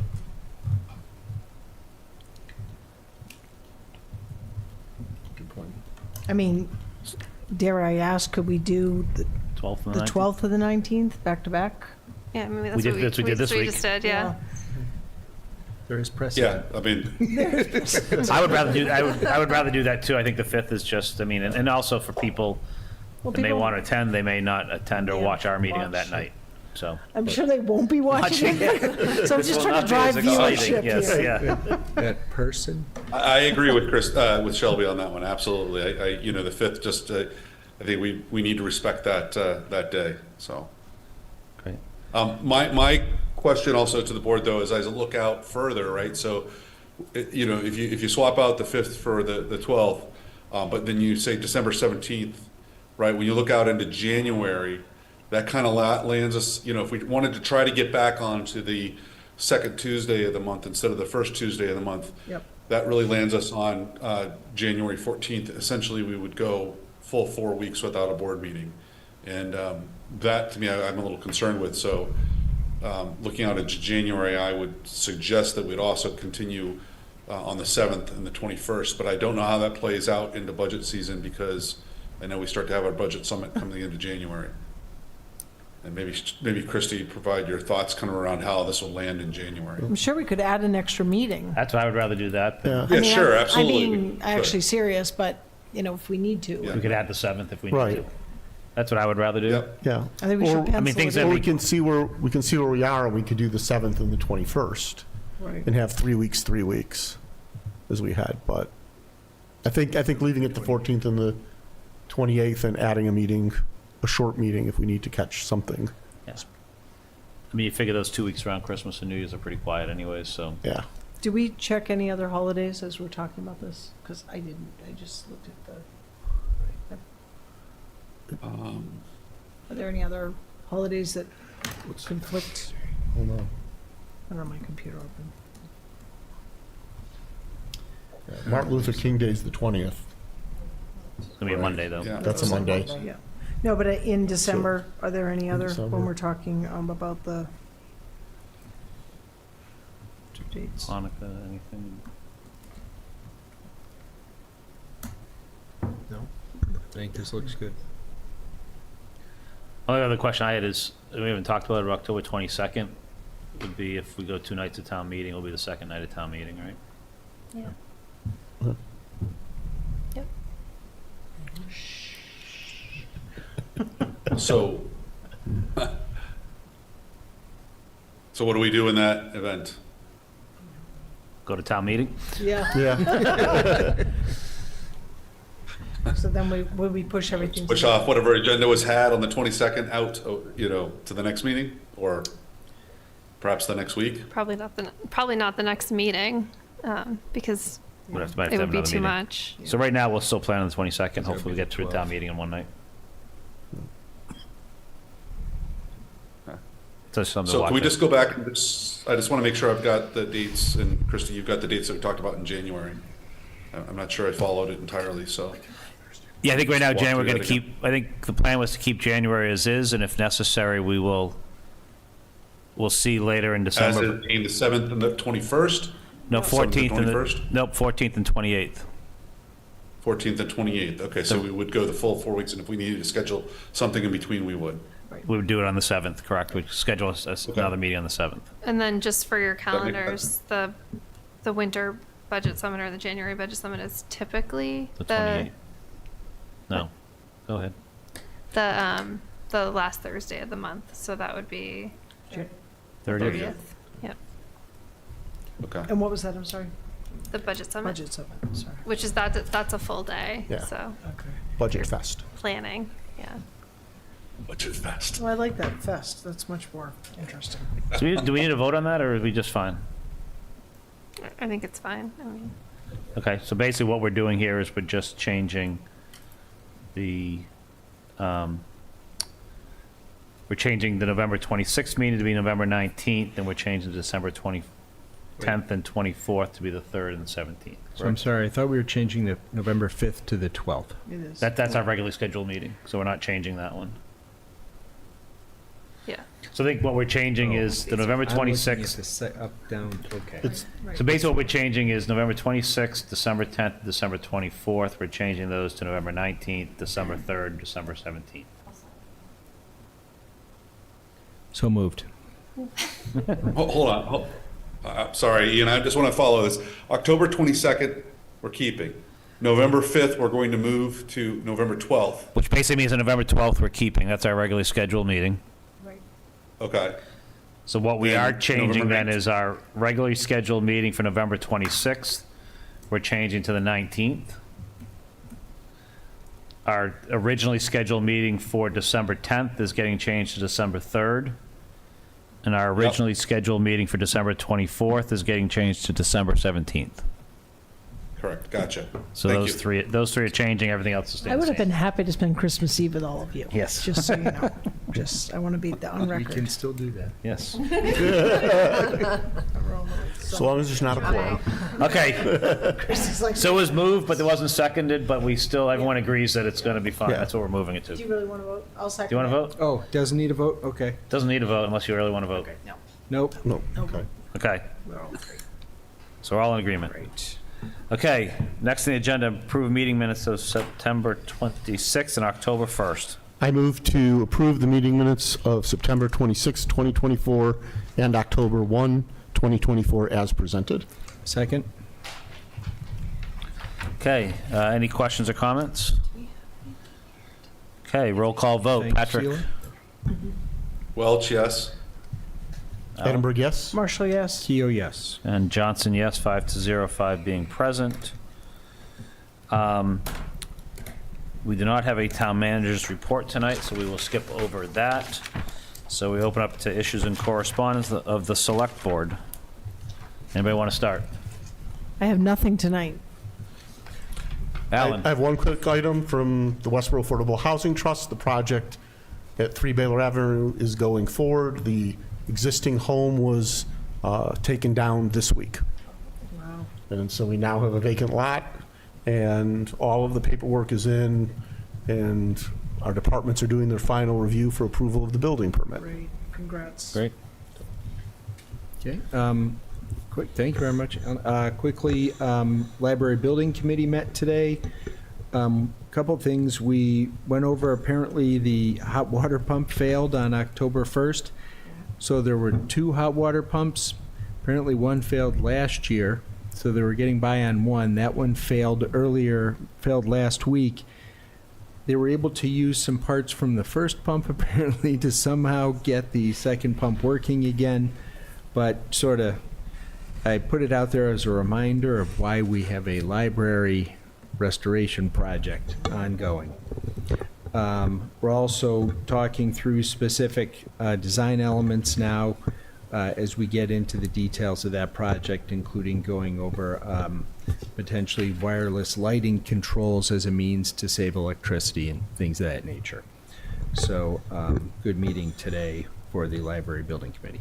Thank you. What's the regular cadence of those meetings? Could you just refresh? So it meets the 4th Tuesday is the regularly scheduled meeting monthly. Okay. However, there is typically now, as we're moving into the project, a second meeting. So, which I don't know if it's typically the second Okay. That's all right. Tuesday, but yeah. Okay, thank you. Patrick? Thank you. Yeah, John? I'll just give a quick update. As Shelby and I were representatives of the board to the open space planning meeting last week, and I believe, Christy also attended. It was a very productive discussion. We had a gentleman present and keep us on target in regards to the conversation around open space planning and the requirements of the town to update our open space recreational plan. We have to do that by, I think it was middle of next year. I don't remember the date, and I don't have my notes in front of me right now, but it was a very, I think, positive conversation and a good step forward. And I look forward to continuing working on that effort to support that update in the plan. So. And I would just add that the public should be aware of a survey coming out on that, where there'll be an opportunity for public input. And the importance of updating our open space and recreation plan is to allow us, well, among many things it's important to do, but to allow us to be eligible for grant funding. Great. That was it. Thank you. Thank you. As Christy mentioned earlier, we have not had a municipal building committee. We'll have one a week from Thursday, so I have nothing to update there or on the Rec Commission. So I have nothing further. So, Alan. So, I move we enter into executive session under Mass General Law, Chapter 30A, Section 21A3, to discuss strategy with respect to collective bargaining with the following unions: Department of Public Works, dispatchers, police patrol, and police supervisors, if the chair determines that an open meeting would have a detrimental impact on the board's position. Under Mass General Law, Chapter 30A, Section 21A2, to conduct strategy sessions in preparation for negotiations and contract negotiations with non-union personnel, Patrick Purcell and Christopher Payant.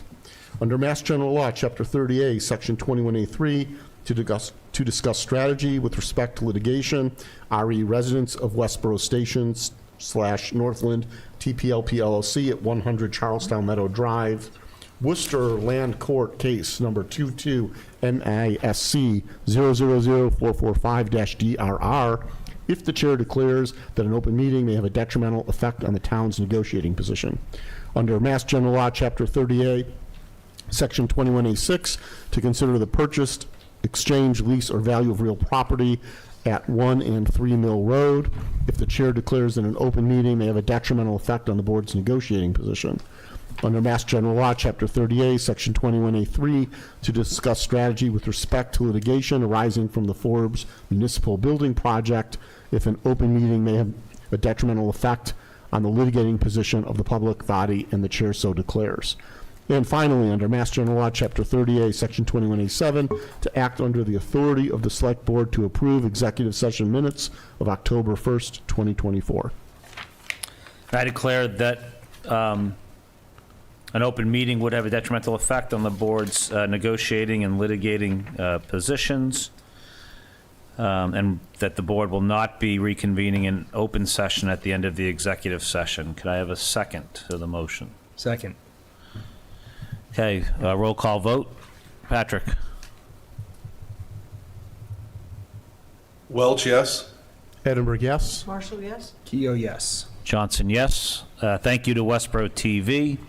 Hopefully we spoke well into the microphones tonight. And we will go into executive session. Thank you.